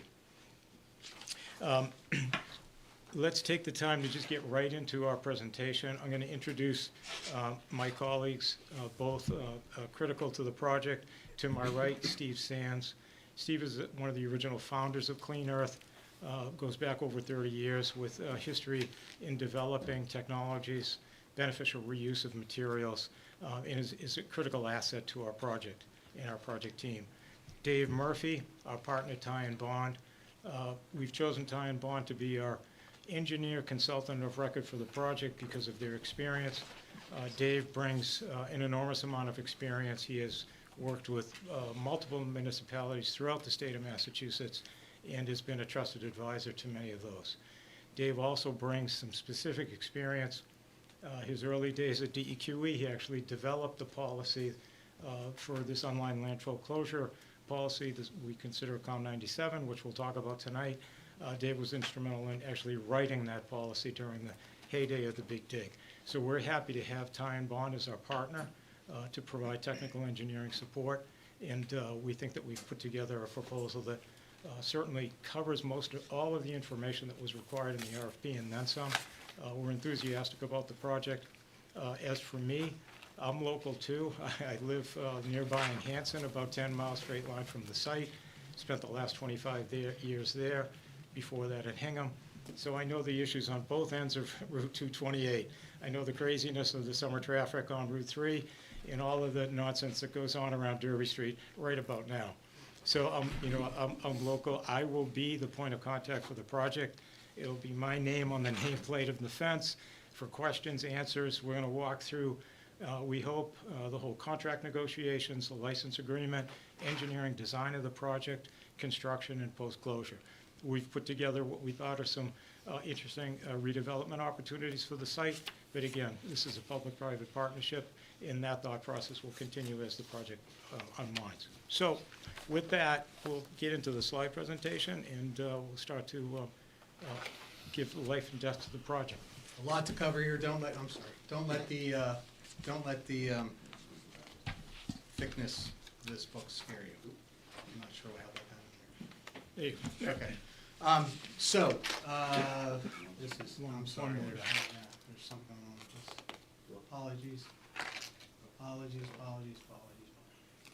Okay, let's just start here. I won't cover everything on here and all of these words in particular. I think the key takeaway is Clean Earth has become quite a large company over time. I don't want that to scare anybody. I happen to be one of the first 30 employees of Clean Earth, and we're now about 3,000 employees across all 48 contiguous states, Alaska, Hawaii, and Puerto Rico. But this division that operates in what we call our beneficial use division for soils is actually much smaller than that and still consists of the same staff that we had. Most of our field managers, our operating managers, and our senior managers have been with the company for over 25 years. So it's a group within a very large company that is highly focused on the project that the town is trying to undertake here. The key on this slide is over the past 40 years, we've handled over 80 million tons of this type of soil and built out over 40 million square feet of industrial, commercial, retail, and park and recreation space using these in over 9 states, including Massachusetts. So this is not our first rodeo. We've been doing this for a long time, and we hope to convince you we're your best partner to do that. My name is David Murphy. I'm a professional engineer. I have 40 years of landfill experience here in the Commonwealth. The first 8 years was with Camp Preston McKee, Bob Button and Mary, doing the landfills. Went to the Department of Environmental Protection during the Big Dig, and for those 10 years helped oversee all the soils flow out of the Big Dig. We worked with dozens and dozens of municipalities to help convert old landfills into nice new passive parks, Millennial Park, Pope John Paul II, Spectacle Island, numerous landfills we worked on over those years. I've flipped back to consulting, and I've been with Ty and Bond now for the last 18 years. Ty and Bond is as you can see, it's been around for many years. We have over 600 professionals. We're solid waste experts. We're permitting experts. We pride ourselves in working with every state agency, local permitting authority and the federal government permits as well. We're very adept with EJ public outreach, which, if you weren't aware, we believe that you will be required, even though you're not triggering a MEPA, we do believe you'll be required to go through an EJ, some form of EJ process as part of the consent order with Mass DEP based on discussions we've had with multiple DEP folks. That's about all for me. Sure. This is just some of the folks on the actual project team. Note here, the years of experience. This is the team that will be working on your project. Again, everybody has more than a significant amount of experience performing these type of projects. We've kind of been through it all. Not to say we don't see new things every day, but I will tell you that most of the issues, we've got the experience to think through with you, talk about them in advance, and come up with a good project plan. Credentials, over 100 years of company experience between all of us. And, sorry, this is... This is why I don't use animations in my presentation. Yeah, there you go. Soft touch is not my expertise.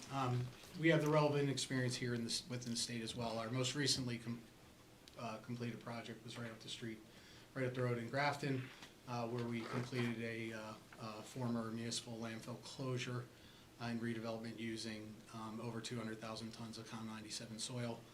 Just finishing that project up right now. Properly capped and closed that landfill, revegetating it. That included some, if not most of the similar elements to the project that we have at hand here. It was a look-alike project, a little smaller footprint, but as Steve said, over 200,000 tons of materials were received within about a 2-year period. The interesting characteristic there was the site in a very rural neighborhood in Grafton, sandwiched in between the town's public high school and the town's middle school. After 6,000 or 7,000 truck trips, all the material was installed and placed without one truck incident, with one OSHA violation, or with one significant complaint from any of the neighbors, some within 500 feet of the landfill itself. So we take pride in, as Steve said, ensuring that what we do has our stamp of approval. I won't bore you with the statistics, but we have an uncompromised focus on safety across our entire organization. We have professionals dedicated to this. We will have a site-specific health and safety plan. We will have a health and safety officer. But we've really become a trusted partner to those who we work with on projects, whether they're private developers or municipalities, and also the fill source generators themselves trust us to do the right thing with their material. Most of this is in the proposal. Just very briefly, there are 3 phases here. Phase 1 is the planning and design phase as it's referenced in the proposal. The pre-construction phase, to us, this represents the most critical phase of the project, so we're going to spend a couple minutes, Dave, talking about where we see the most critical aspects of working with the town in advance of actually engaging with Massachusetts DEP to make sure that all these great ideas can actually come to life. During the construction phase and redevelopment phase, we self-perform, Clean Earth self-performs those operations, both union and non-union operations. We source our own material. We have our business involves over 4.5 million tons of this type of material per year. So this is already within our network. We own and operate treatment and recycling facilities in the region. We also work on projects such as this that we call beneficial use projects. So the material's already in our system. It's just a matter of where we direct it to. Having just finished the Grafton project, this is an opportune time for us to add a new site within this region, partner with the town to become an adjunct to our business so that we can serve you by bringing our business to your benefit. Leave that slide up just a second. Sure. Just to point your attention to this, the photo on the right, that's a picture of Granite Links looking northerly towards Boston. It's one of the premier uses of COM 97 soil in the Commonwealth to create that 27-hole PGA golf course. I was a state official that oversaw that entire job that had more permits on it than the Big Dig. And at its height, it was running in 26,000 tons per day was going in there. That spans 2.5 miles, about 1.5 miles wide. It was just an incredible project, very, very successful. And it shows you how when the Commonwealth comes together to put together a policy that you're next slide is on the permit strategy. We really believe that this is key to making your project work. It's the negotiations with that administrative consent order, I call it a friendly consent order, help negotiate over 30 of these for projects just like yours. It's critical that you have a good dialogue with the town, with the Mass DEP staff in the Southeast region. Obviously, Greg Cooper and the Commissioner's Office in Boston are going to be important. They'll be a part of the project. But in order for you to get through that consent order, there's the COM 8701 policy, there's the corrective action design we have DEP, but there's also something called an unlined landfill policy that was developed by the Commonwealth, which gives guidance on exactly how to do these projects. And it's the basis for the justification for the soil volume that you get out here. Now, we've developed concepts that you've seen in your proposal, getting up to elevation 180 and 190. The volume of soil, the tonnage of soil that comes in here is going to make or break the project. If you don't get enough, the project isn't whole. So it's important that we have those negotiations with the Southeast region are critical. And it hinges upon the level of public support that is here. The more the town can demonstrate that public support has been garnered, we want to work with you to get that, the greater effect that Mass DEP is going to have for you in the successful negotiations. One of the steps in the landfill closure process, there's an ISA, CSA, CAAA, and CAT. There's 4 steps. I'm sure CDM's talked to you ad nauseum about those. But the third step, we call it the CAAA, we think we can get past that very quickly to compress your schedule and put it into more of a lead report looking at the alternatives and jump right into the design that we've already laid out, and your other proposals have already laid out. And finally, I just want to put a point on this, the permitting strategy. Mass DEP really needs to see a high-quality soil management plan that includes the generator of all these soils. Their attorneys and their LSPs have to fully review and certify it meets your standards. And then our LSPs have to certify that their certification. And then we have to do third-party inspections when the soil is coming in. You have to be assured, your neighbors have to be assured, the public has to be assured that we're meeting the standards that Mass DEP has deemed safe and environmentally okay for this particular site. So I won't bore you with the details, we can save that for Q&A. Thank you.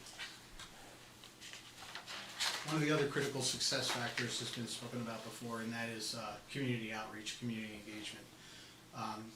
One of the things about Clean Earth is we own and operate 102 permitted facilities across the country for some of the most regulated materials in the United States. We have over 800 permits that we operate under. That means we have to value the relationships of the communities that we operate in. So we are true partners with those communities. We will not operate in a community that doesn't want us. It's not healthy for a business, and it does nothing for the brand that we've worked so hard to build over such a broad base. So our folks are very much accustomed to engaging with neighbors, understanding their concerns, setting up an appropriate toolbox to not only proactively broadcast what we're intending to do, but also have websites that are interactive where folks can come and actually monitor what we're doing on a daily basis and can provide feedback through that, where they can click and send messages. We're not hiding from anybody in the public. In fact, all of the beneficial use projects like this where we operate, there will be a big Clean Earth site out front that's directing truck traffic or saying who the operators are, and it will list the contacts of folks who are available literally on a 24/7 basis to take calls. We don't want those calls coming here. If somebody has a misconception or a valid concern or something's happening in off hours that we don't know about, we want that call to come directly to the folks who are in a position to immediately respond to it. Of course, they're welcome to call the town, the police, God forbid, if something really bad was happening. But we want to be their first line of defense because we want that relationship so that the community knows that we will respond to their concerns proactively and in a way that will see it through to closure. Where things become larger meetings, we do engage with expert participation, not only Dave and his company, who are our partners on this project, but also we've used expert facilitators to make sure that everybody's concern can get heard and that we can get through and in a logical manner hear what the community's concerns are, and then we always make sure that we have a response mechanism to address each and every one of those concerns. That's going to be a critical piece of this project. I will tell you, this is not a new program. It's gained widespread acceptance throughout the state. All of these great projects that Dave's speaking about, and some of which you'll see in the back appendix section of this slide deck, they speak for themselves. But that doesn't mean everybody wants to see that in their backyard or doesn't have fears. But I will tell you that we have not operated in any community where when we left a project, the community was upset, ever, of this type. This was included in your proposal, so I won't spend a lot of time here. I will note this. The start of the fill project, we could have told you we'll start this right away and we'll finish this in 12 to 24 months.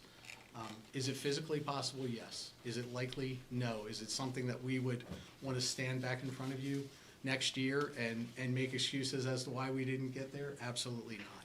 We're going to tell you what we believe to be the most realistic schedule, and then we'll work with you during the alternatives and benefits analysis, that first pre-planning stage, to make sure that we all believe in the schedule and that we are satisfying everybody's goals on the project.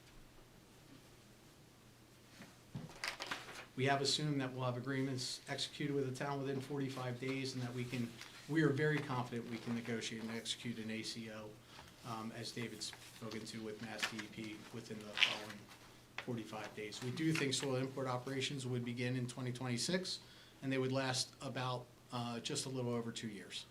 And then the final capping operations and redevelopment would take place from there. We've assumed about 482,000 tons. There's a range that we've provided in the proposal that we believe to be realistic based on the pre-engineering that we've done, as well as our expected compaction rates and settlement that we expect to see on the landfill. So we've given you what we determine.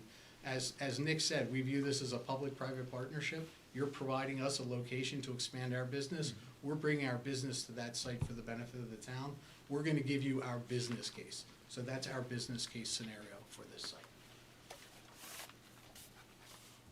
So what does that mean? It means the town, free of cost, with Clean Earth paying the bill, will receive a $10 to $14 million engineering, design, closure, and redevelopment project at our cost. That's a no-risk project to the town, okay? Not like a typical procurement, and I commend you for having the vision to use these programs to advance the redevelopment of the site and bringing it back to life. In addition to that, we're going to provide, and there's a range there, a fairly tight range that is a business case range. We're going to provide another $3 to $3.25 million to establish funds for the town to hire its own third-party inspection, monitoring, CDN Smith, and any others it needs to oversee our work, to establish a post-closure monitoring fund. That's a negotiation that will occur during the permitting phase with Massachusetts DEP, but there are post-closure requirements, and we will fund for the town. You direct us where, we will provide the money to that fund to set up for post-closure monitoring and maintenance. And in addition to that, we have a host fee of $4.25 per ton coming across the scale that will be paid to the town to be allocated toward your recreational improvements, either on-site or off-site. So we believe it to be a very significant financial package. It is our offer.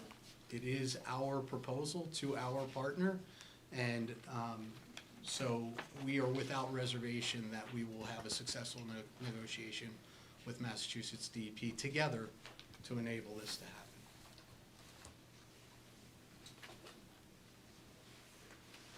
So that concludes our formal presentation, and open up to any questions. Okay, gentlemen, thank you. Rose? Yeah, well, first of all, Steve, are you from Maryland? I am. You are, yeah, I thought I heard that. I'm from Maryland too. but I'm a Baltimorean. You're Baltimore. I don't pull out the accent unless I'm with another Baltimore. Anyway, so we're kind of in drought conditions. Yes. And our water department is very concerned about water use. So I'm wondering if you guys plan to use a hydrant, or you're gonna bring in water trucks to mitigate dust and wheel wash and all that stuff. Sure. I'd like to tell you that our first order of preference is to use the stormwater ponds that we have on site, both temporary and permanent, to reuse rainwater wherever we can through those retention basins. That's not, especially in a drought situation, that's not always practical. We did mention in our proposal to the town that we would work with you to identify whether there are sources locally. If there's not, then we're gonna have to find commercial sources to bring in tankers and store in frac tanks or otherwise to use for on-site storage. Just as a principle though, we first handle dust control through effective management practices on site. So building temporary roadways that avoid dust, building the proper exits and cleaning areas that keep dust down, and we use dry sweeping where practical, and only wet sweeping where necessary. So our first order of business is to try and control that dust to where we don't have to manage it with a lot of water. We do know reality in very dry months, we're gonna have it, so we're gonna need water there to control it. We'll use on-site and whatever off-site source is available. Okay, thank you. In the size of this site, also, we have a 12-acre property. A lot of that work is going to be included in the center of the site to begin. So, you know, there are certain things that you can do to control dust in terms of stockpiling soils, making sure that they're aligned properly. There's a number of things that we can do, but Steve's thought about the mechanical process is what we've employed in the Grafton site and at our Stratford facility. Closure in Connecticut seems to work the most advanced and the most efficient. Thank you. John? I think you guys mentioned earlier in your presentation that you basically source your own fill. So you don't need to go out to the market. There's not going to be any risk of if the price either spikes or drops, you know, through the floor for whatever reason. We're going to get 4 1/4 per ton regardless, and we're going to get this capped off regardless, right?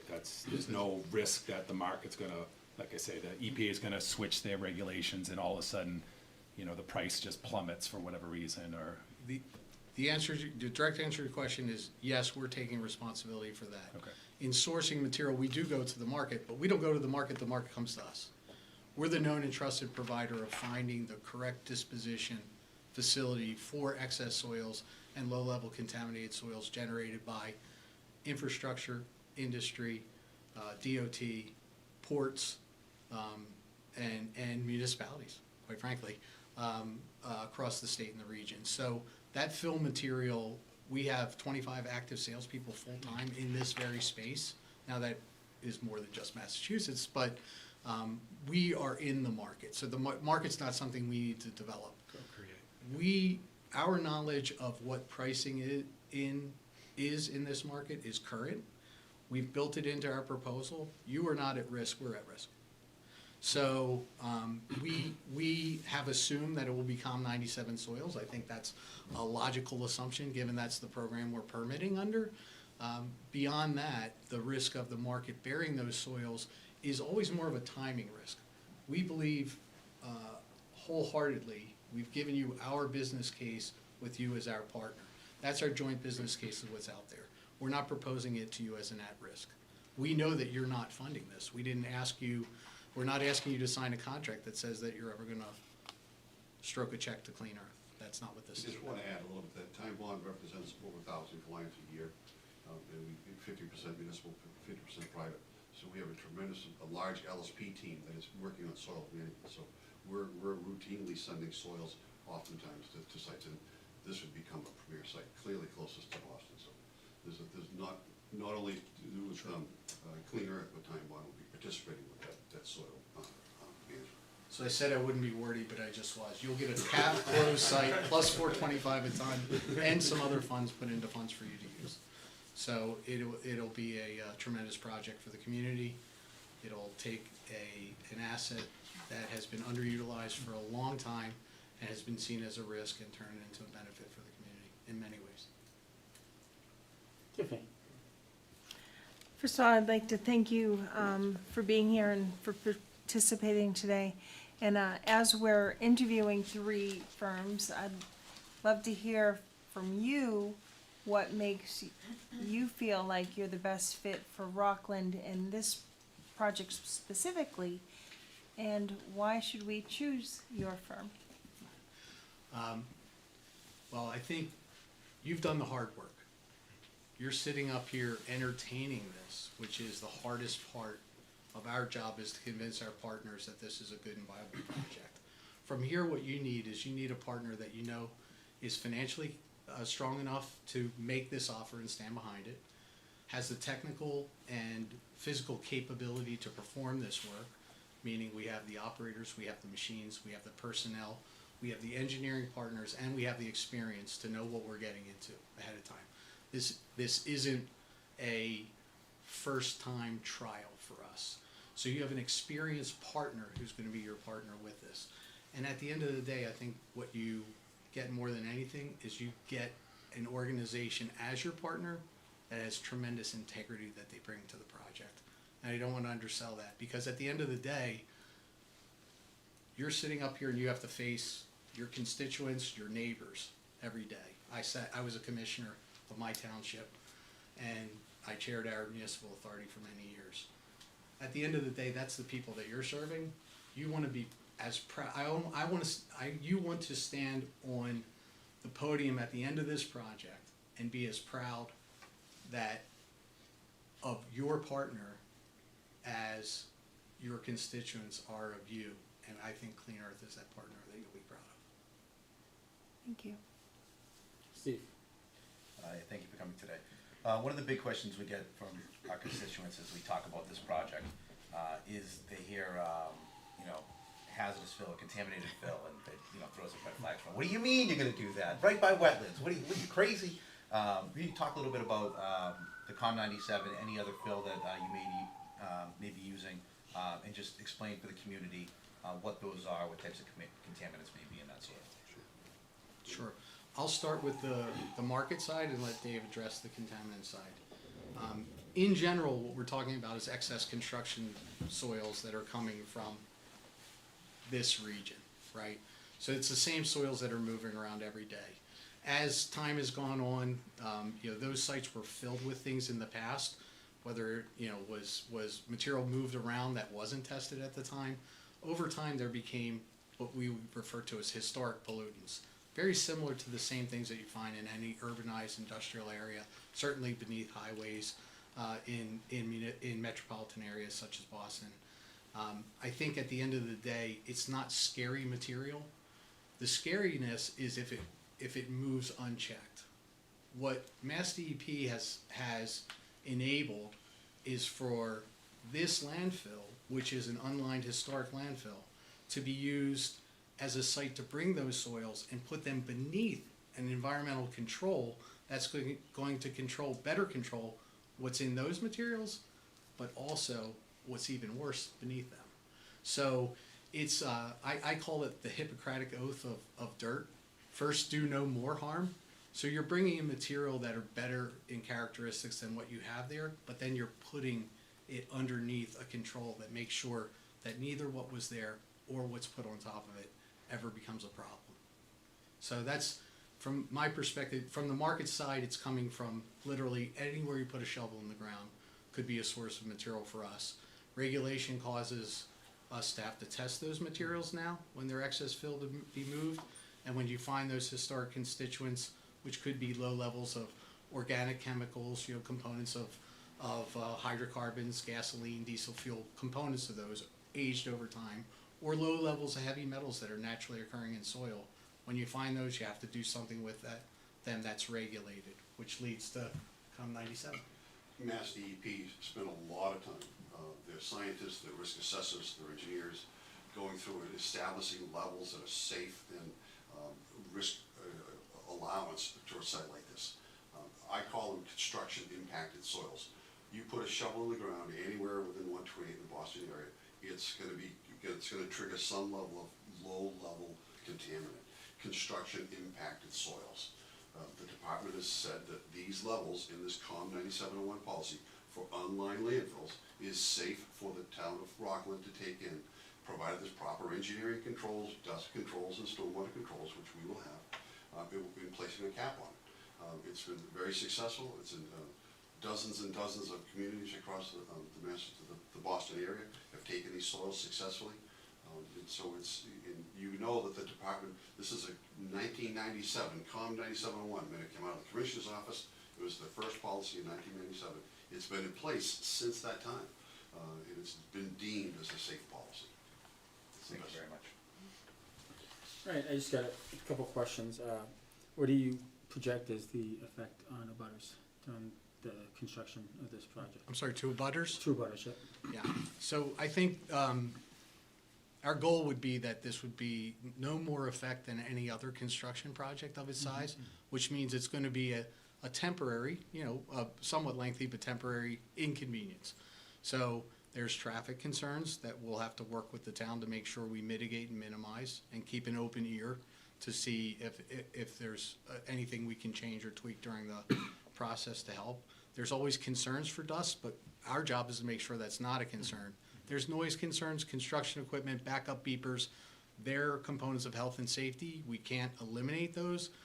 It'll be done during the operating hours that we decide with the town are appropriate for the project and with the community are appropriate for the project during our engagement program. So there will be some noise. There will be concerns for the unknown. Those we would hope to dispel and educate during our community engagement program. But there will be other concerns that arise. Perhaps a new neighbor moves in that we'll walk them through everything we did 2 years ago. If somebody new comes in, that's our job on your behalf to make sure that the neighbors are happy. But in general, I would say it's just like any other construction project of this size. And our job is to make sure that we don't do something that causes us to offend somebody in a way that gets us shut down. That's not our goal, right?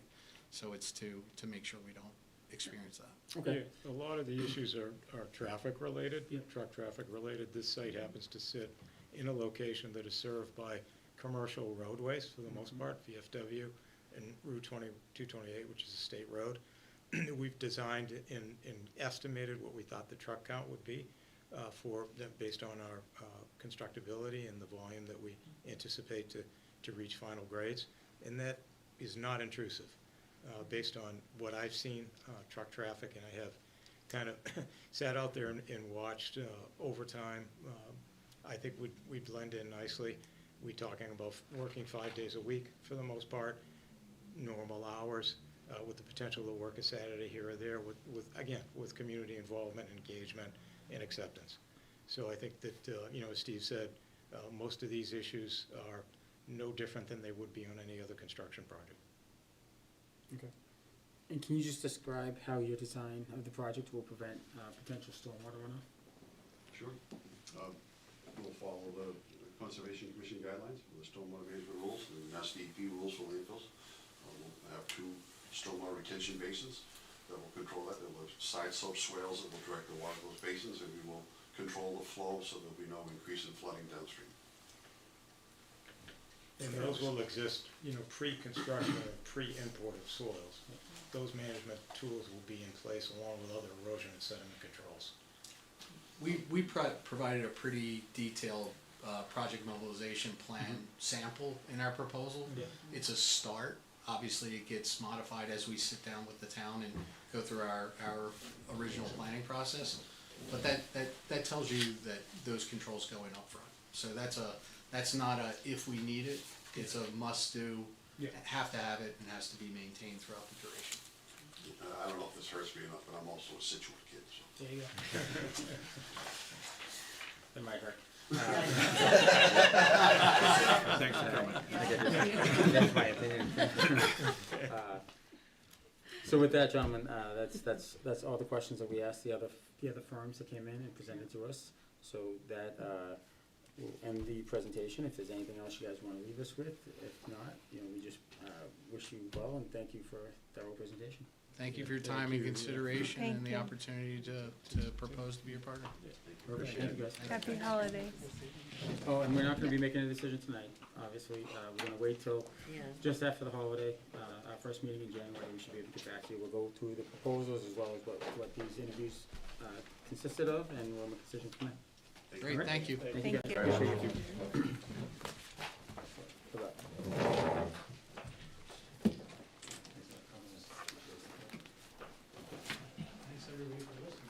Thank you. Let's do that. Thanks. Thank you. Thank you. Doug, I might just skip the next one, go to the one after it. What's that? I might just skip to the S2716. Okay. And then come back to you on the budget. Sounds good. Okay? We're just gonna quickly go out of order. Next on the agenda, S2716, further approval needed. Doug? Yep, give me just 1 second.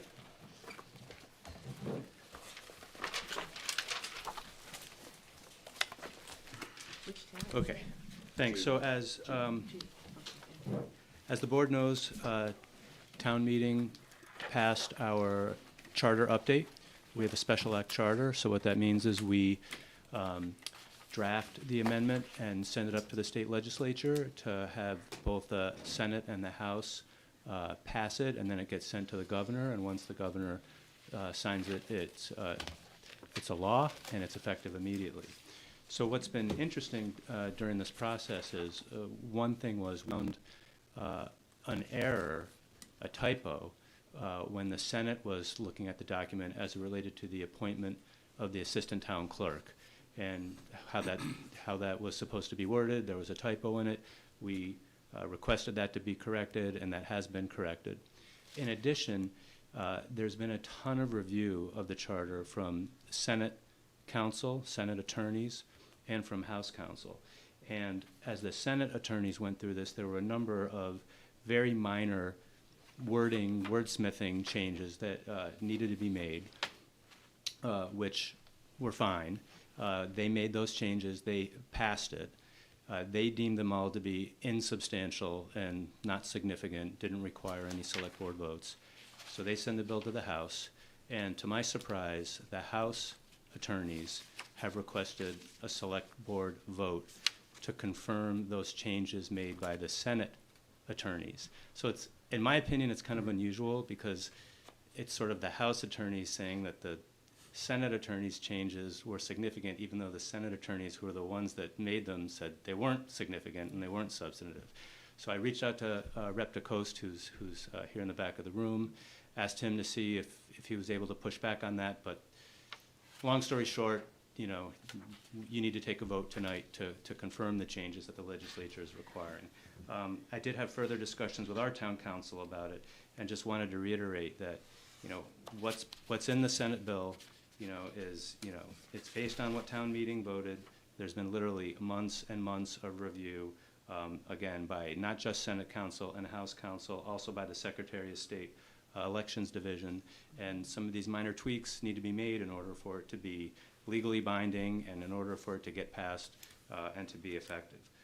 It's literally been vetted, you know, up and down and left and right. So I know you have some summaries of some of the things, some of these minor wordsmithing changes that they believe are substantial in their perspective. Again, you know, my opinion. So I would urge you to vote this tonight so that we can literally hand a document to Rep. DeCoste so he can physically bring that up himself up to the State House tomorrow, and we're really hoping he can help push this over the goal line and get this passed by the end of this session, because it's really important for us to be able to act on this and continue to move forward. So with that, I'm happy to try to answer any questions if you have any. Yeah, I don't know, maybe Rep. DeCoste can answer this. When is the last day of the session? Well, technically, we can go up to the,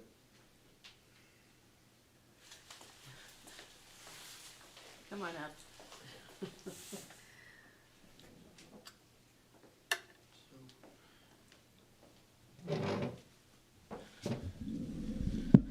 technically, we can go up to the, to David DeCoste, 285 Grove Street, Norwell.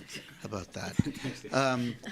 Thank you for having me. This is not actually that unusual, though it's unusual in the sense that we're looking at a charter, because normally we're looking at a smaller law, and sometimes it might interest you that the third reading in the House and the Senate, and the third reading is like the last check before things become law and enacted, aren't necessarily always on the same sheet of music. Matter of fact, they actually use different guides, hence one committee deeming things inconsequential, non-substantial, another one wanting a vote. In my experience, the House tends to be a little more thorough. But to answer your question, the the session can technically go right before the next session, so I think we're sworn in the next Tuesday. I have seen them work in past the year. I mean, sometimes we actually take a vote during session that says the time is frozen. So, but I think that you made the right choice. This is going to be a lot easier. And the good news is that there's not any real opposition to this. I think it's just two houses doing different things. I just don't think there's going to be a problem getting this through. Thank you, Dave. That answers your question. Anybody else? Just for the folks at home, just highlight some of the things that the House is asking us. I think these are all beneficial changes for the language. It, requires more specificity about where we're posting things. So we said town hall and other appropriate buildings, said town hall, library, senior center. Fantastic. One that I really liked is a move from requiring us to post the warrant in newspapers and requiring us to post them digitally. I think that is a sign of the times. It's a great move for everyone involved. Otherwise, the rest of these I agree with the Senate are probably not substantive changes. Well, it's the senator's younger and better looking and smarter. But I appreciate that. And if, as a point of interest, I happen to be sitting on the Norwell Charter Review Commission. We're meeting Thursday morning, and we actually took a look and are looking at Rocklands for some ideas to revise and update our own charter. So again, I don't think there'll be any problem, and hopefully you'll be sitting here come the new year with a new charter signed by the governor. Perfect. That'd be great. Anybody else? Just these changes, I think, every single one of them is an improvement. So if anyone out there is worried that this is somehow circumventing what we voted at town meeting, it is not. Every single one of these is an improvement, in my opinion. Okay. Well, thank you. So with that said, I'll entertain a motion to approve the home rule petition edited text of S2716 as written by the Senate. Motion approved? I have a motion. Do I have a second? Second. Motion and a second. Ceremoniously, we'll do this with roll call vote. Select Person Needham? Yes. Select Person Elwood? Yes. Select Person O'Donnell? Yes. Vice Chair Childs? Yep. And myself. That's unanimous. Doug, do you have the document? Great, thank you very much. I do. I'm going to give this to Rep. DeCoste right now. Thank you very much for coming. Thank you. Thank you. Thank you very much. Happy holidays. Thanks. Thank you, Dave. All right, next on the agenda, FY '27 preliminary budget submission. Doug. I literally want to spend about 30 seconds on this, because as I you... had a feeling, but I saw Dave back there. I'm like, I knew he was here. No, it's fine. You No, know, that's really fine. dig in. Totally fine. Nope. I'm presenting this tonight because, the current charter, requires that by the end of this month, I have a budget submitted to you, which we then forward to the Finance Committee. And as I say every year, it's way too premature at this point. But what is reflected here is based on conservative assumptions, like we always do. It's based on requests from all departments, both general government departments, the two enterprise funds for water and sewer, and the school department. So as is essentially always the case at this point in time during the process, it shows a significant deficit. It's nearly 2.5 million.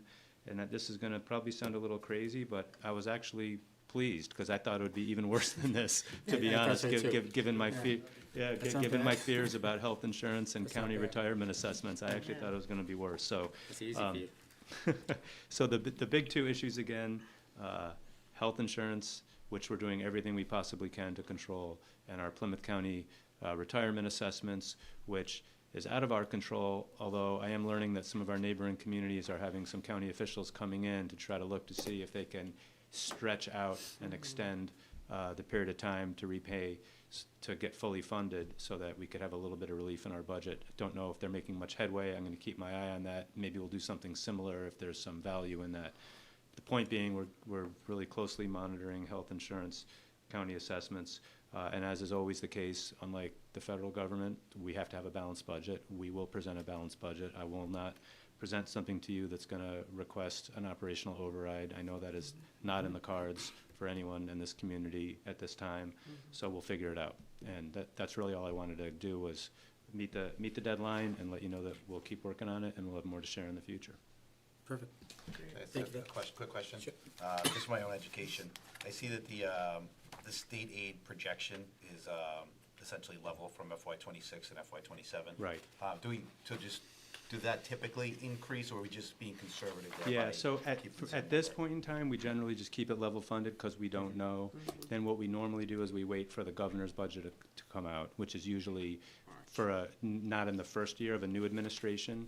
It's generally like mid-January. So once the governor's state aid numbers come out, that's what we'll populate here, and we'll generally work off the governor's state aid projections. Okay. So. What do we typically see for an increase year over year from state So aid? here's the thing, I could get you some benchmarks for general aid. The big wild card is Chapter 70. So we had one year where our school district was literally a handful of students shy to meet a threshold that literally made us lose $1 million of state aid.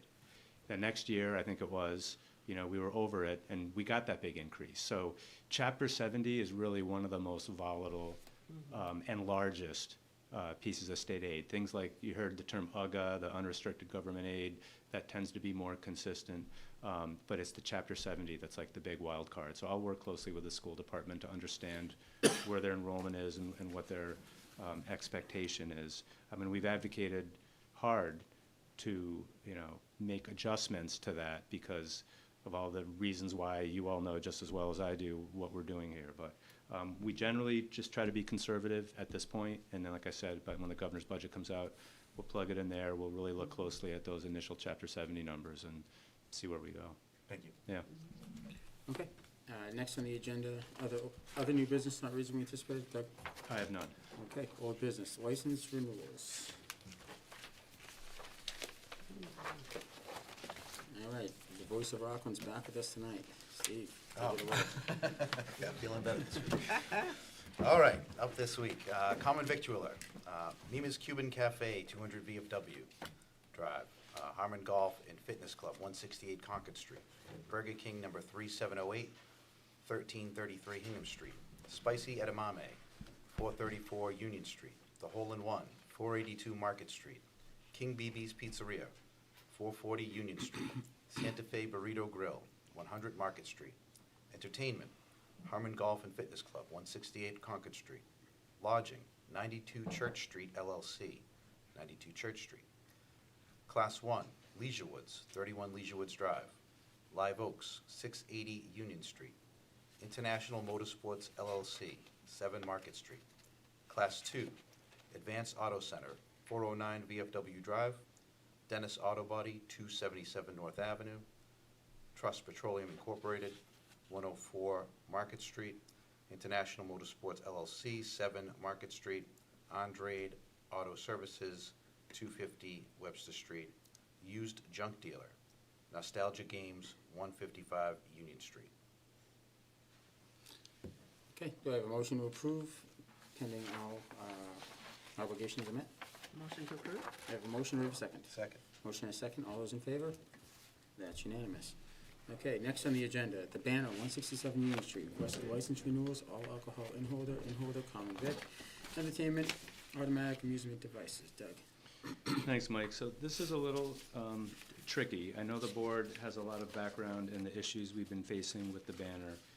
As a reminder, the inn, although the residential component of that property has been closed until they bring it up to code.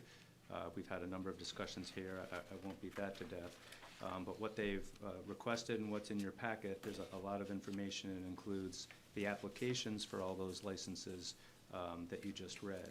So one of the first questions and concerns that I had related to their alcohol license, which is it's an inn holder alcohol license, and they're currently not operating as an inn. And so I was concerned about whether you could legally even renew that liquor license or not.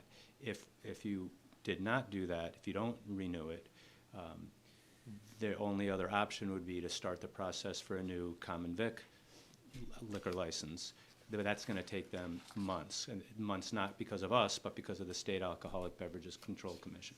So you'll see in here there's two different memos from town council that basically says you are able, if you choose, if you want to, you can still renew that liquor license, which is based on the inn holder. But the council and I recommend we put a time frame on this. And our advice would essentially be this upcoming year. That's what this license renewal period is for, calendar year 26. That if they do not bring that in fully up to code with an occupancy certificate, open to the public and everything, then we're not going to continue to renew this inn holder license. They'll need to plan accordingly ahead of time to start the application for a new license. Now, there's a lot of information in your packet because town council led a site visit with a number of department heads last week. And you'll see in there that as it relates to the restaurant, the restaurant has satisfied the building department as far as the building code. So the restaurant area is safe. The health agent did identify one concern relating to a sink in the kitchen that can pretty easily be remedied. You'll see the fire chief has a pretty detailed letter with a number of things that are all correctable, but things that need to be done. Two other issues that need to be addressed are parking, because as part of their special permit from the zoning board, they need to have an agreement with an abutting property to provide sufficient parking. Similarly, a place for their dumpster. Currently, to the best of my knowledge, they've lost that license agreement with that abutting property, so they don't have access to that.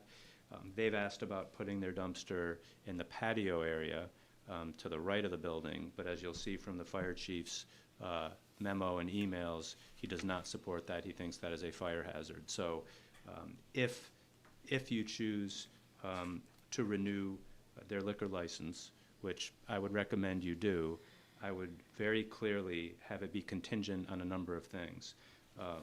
One would be that the fire department fines, which we've been talking about for a long, long time now, need to be paid by February 1st. That's in the chief's letter.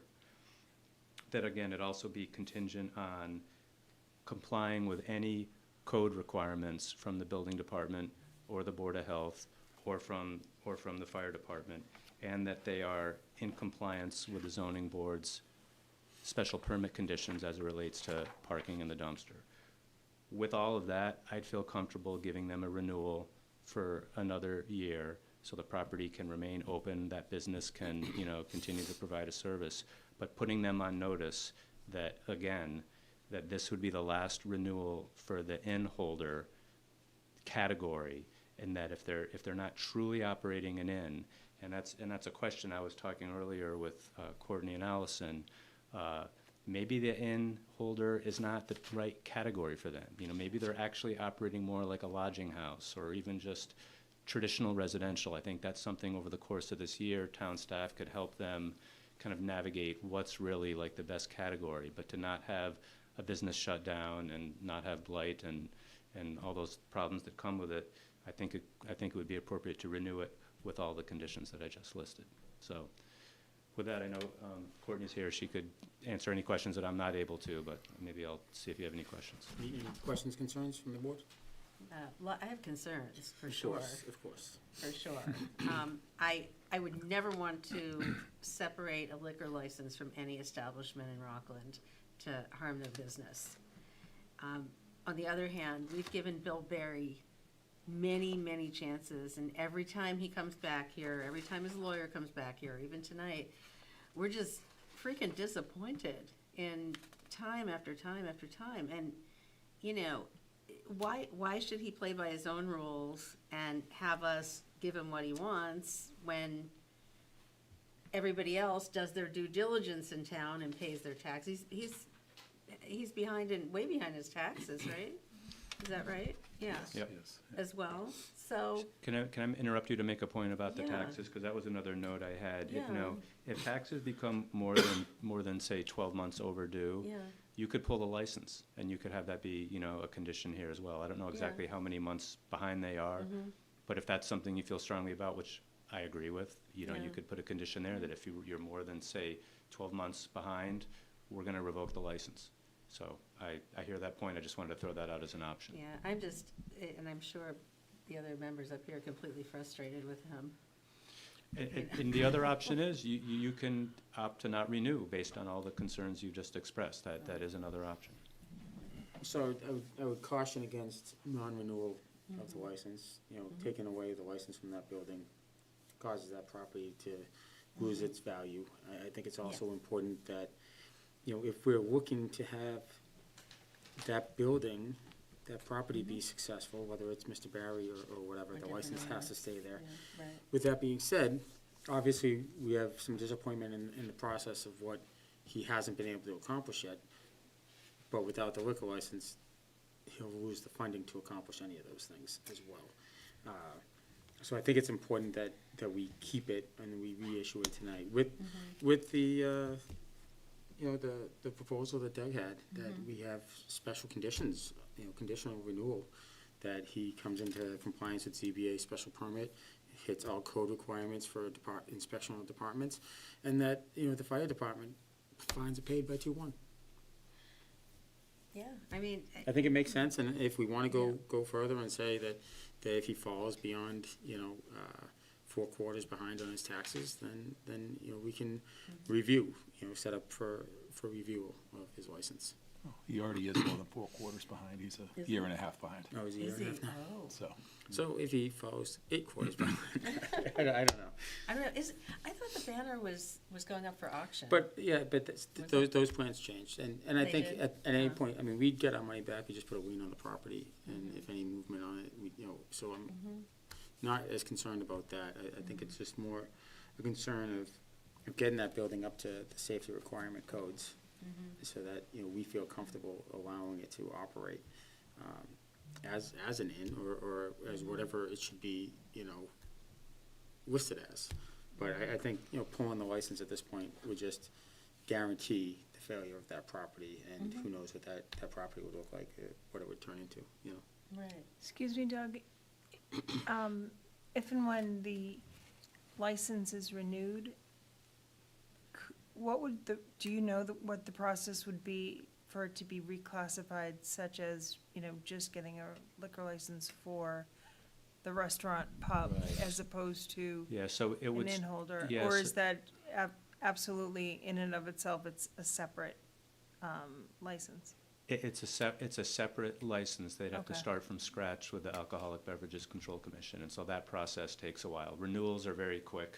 Right. But it's essentially a new license, and so that process could take months. And if, Wh- would they wh- be which is able why- to apply for one while they still had one?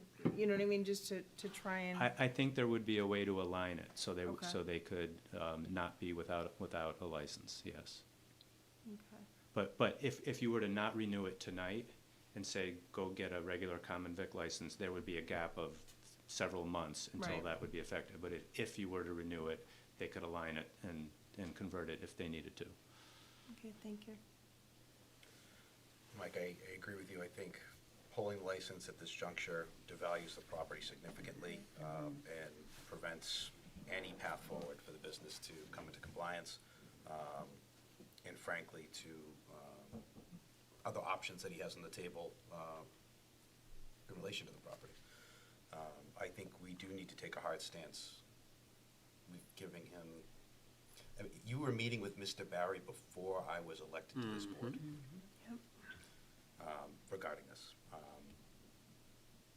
Myself and Laurie attended the first walkthrough with department heads. There's something in Chief Duffy's report about an appliance that was at the base of the stairs that was there when we walked it this summer. Lots of other things too, but that was one that stood out to me. I think we set hard deadlines and hard conditions. This is our opportunity to set conditions with this license.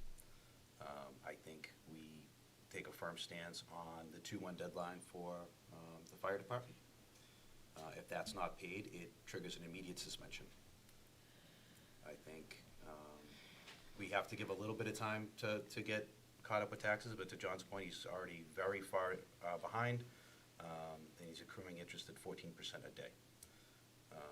I'll note that the fire department fines, they were willing to belay those, to let him put the money toward fixing the fire prevention system, and he missed that deadline and now owes that on top of paying the money to fix that system. I don't know what else this town can do to help Mr. Barry and his enterprise,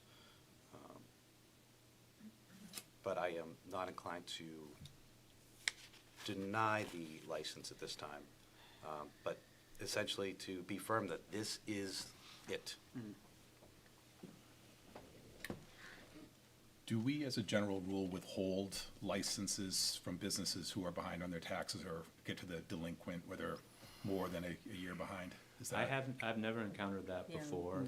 Okay. But the only caveat I would say is we have never had another business with these kinds of Yeah. flagrant problems in addition to lack of payment of taxes, so.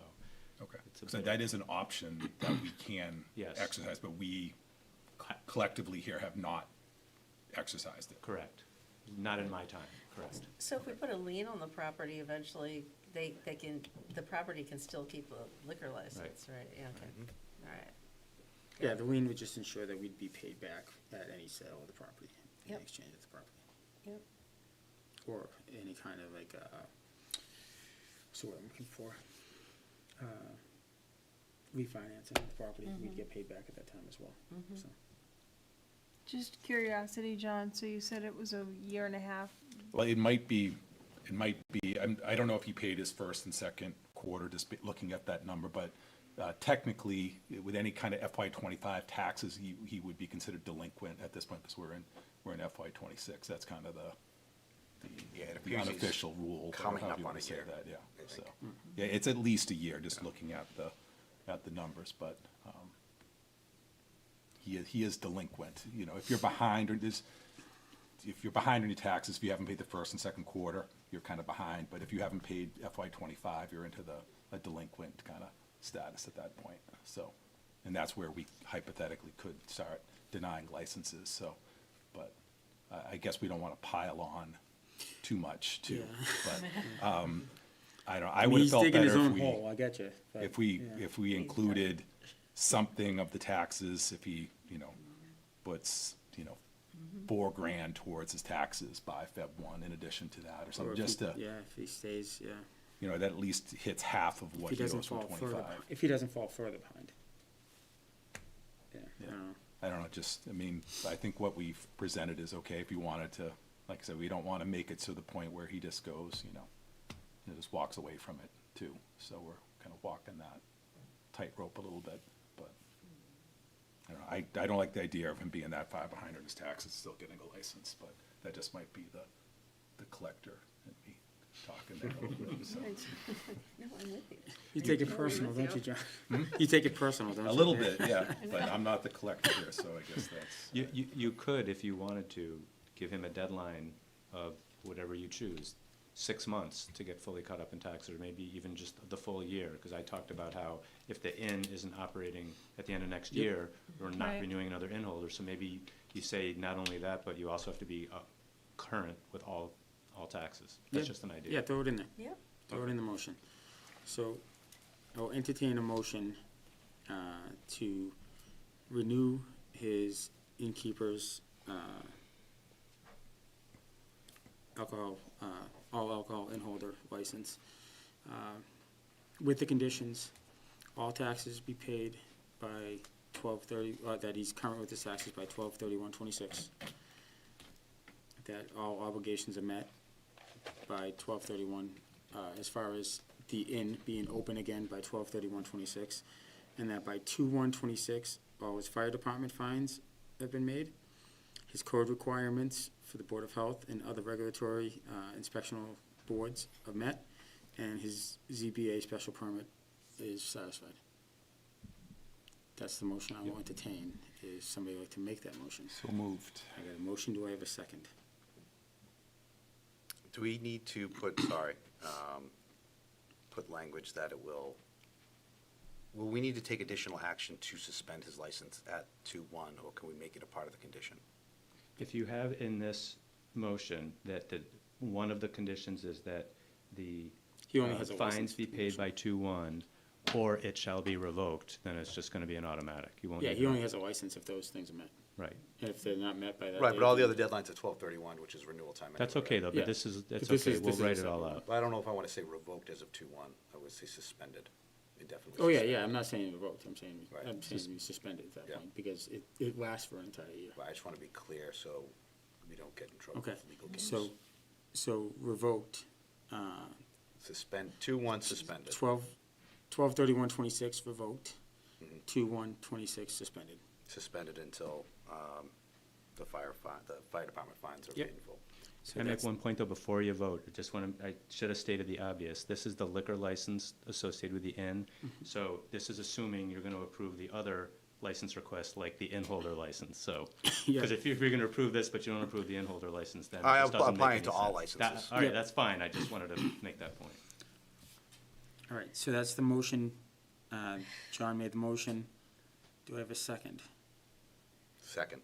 And this is for requested license renewals, all alcohol in-holder, common vic, entertainment, automatic amusement devices. I have a motion and a second. All those in favor? And that's unanimous. All right, thank you. No, that's great, thank you. I know this is Favor difficult. with an It's eye frustrating for everybody, especially staff, Yeah. but I think you're trying to thread the needle, so I appreciate it. All right, next on the agenda, other old business not reasonably anticipated. I have none. Actually, you know what, Doug? There was social media article that came up from the South Shore News where Yeah. it listed that we increased the tax rate by 7.5%, and that the Board of Selectmen voted to increase the tax rate. And I think it was a little bit sensationalized in the title of the South Shore News article. I'm not sure if you saw that or not, or if you I could did. speak to it. I did, and I was wondering if one of you would bring that up, so I actually brought some notes on I this. figured you might.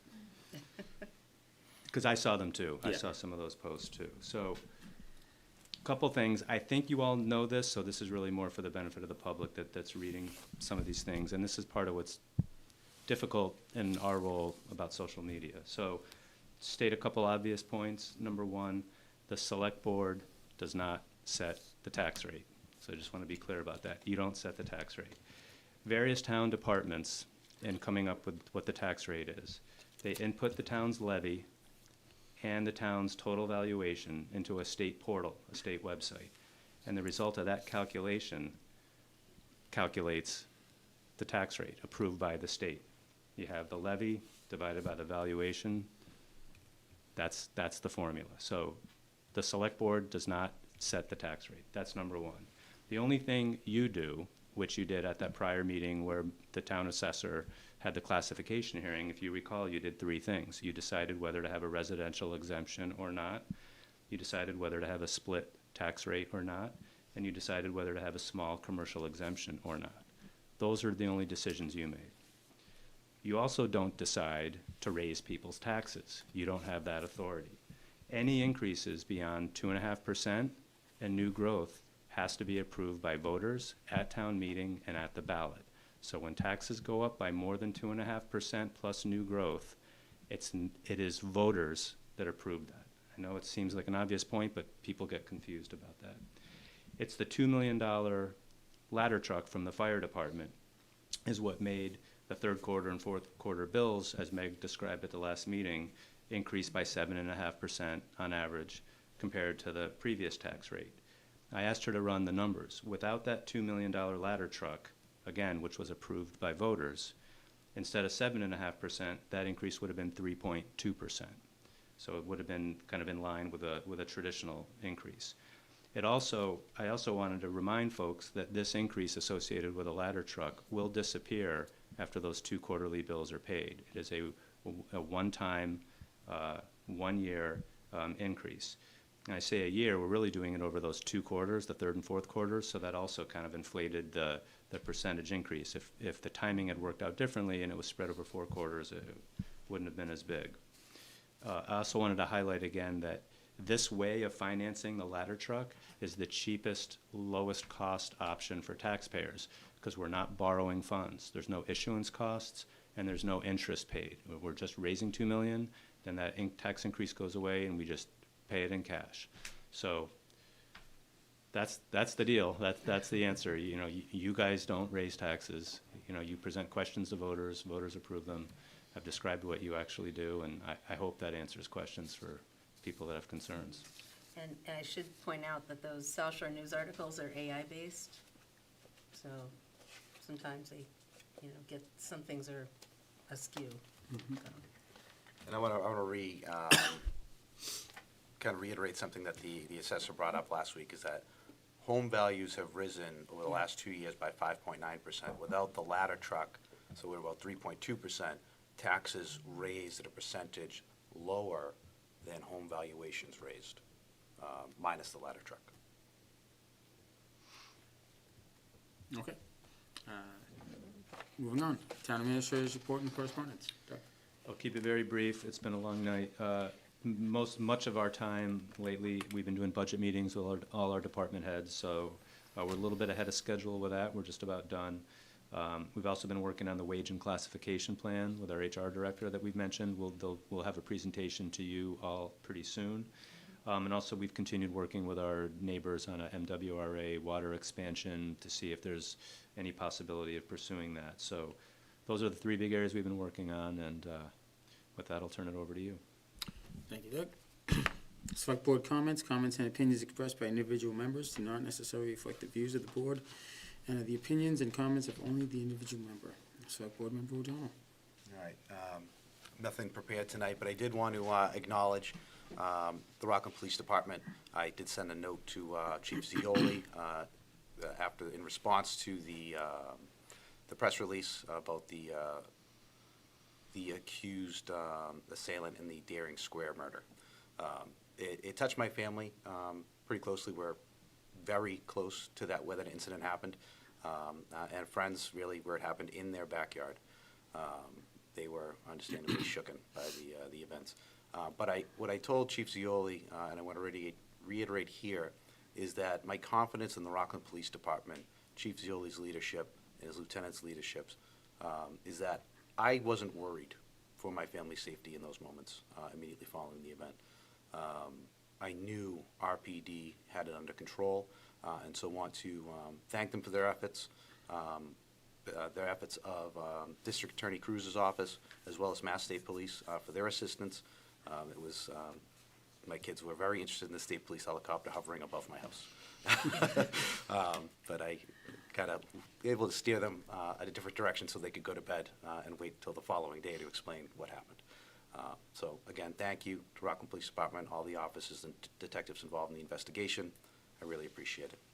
And happy holidays to everyone. Hope you have a safe and healthy and happy holiday season. Thank you. Thank you, Steve. Select board member Elwood. Yeah, I'll keep it brief. Merry Christmas, Happy Hanukkah, Happy New Year, and Happy holiday season. Thank you, John. Select board member Needham. Well, Rockland Rec hit it out of the park again about a week ago with the candy cane hunt. I was able to visit that with my daughter, and they had 3 sessions at Hardstuff Park, and it was wonderful. So thank you to them, and I would like to just chime in and say happy holidays to everyone. Thank you, Tiffany. Vice Chair Childs. Yeah, hi. I just wanted to, this means that there's, town business that can't go forward in '26 without these permits signed. Michelle Kennedy has signed all of them, and I don't know if there's a caveat where we can continue town business without their signatures, but I guess it all boils down to, I really hope that people step up and run for this one seat that's up in April for the Board of Health.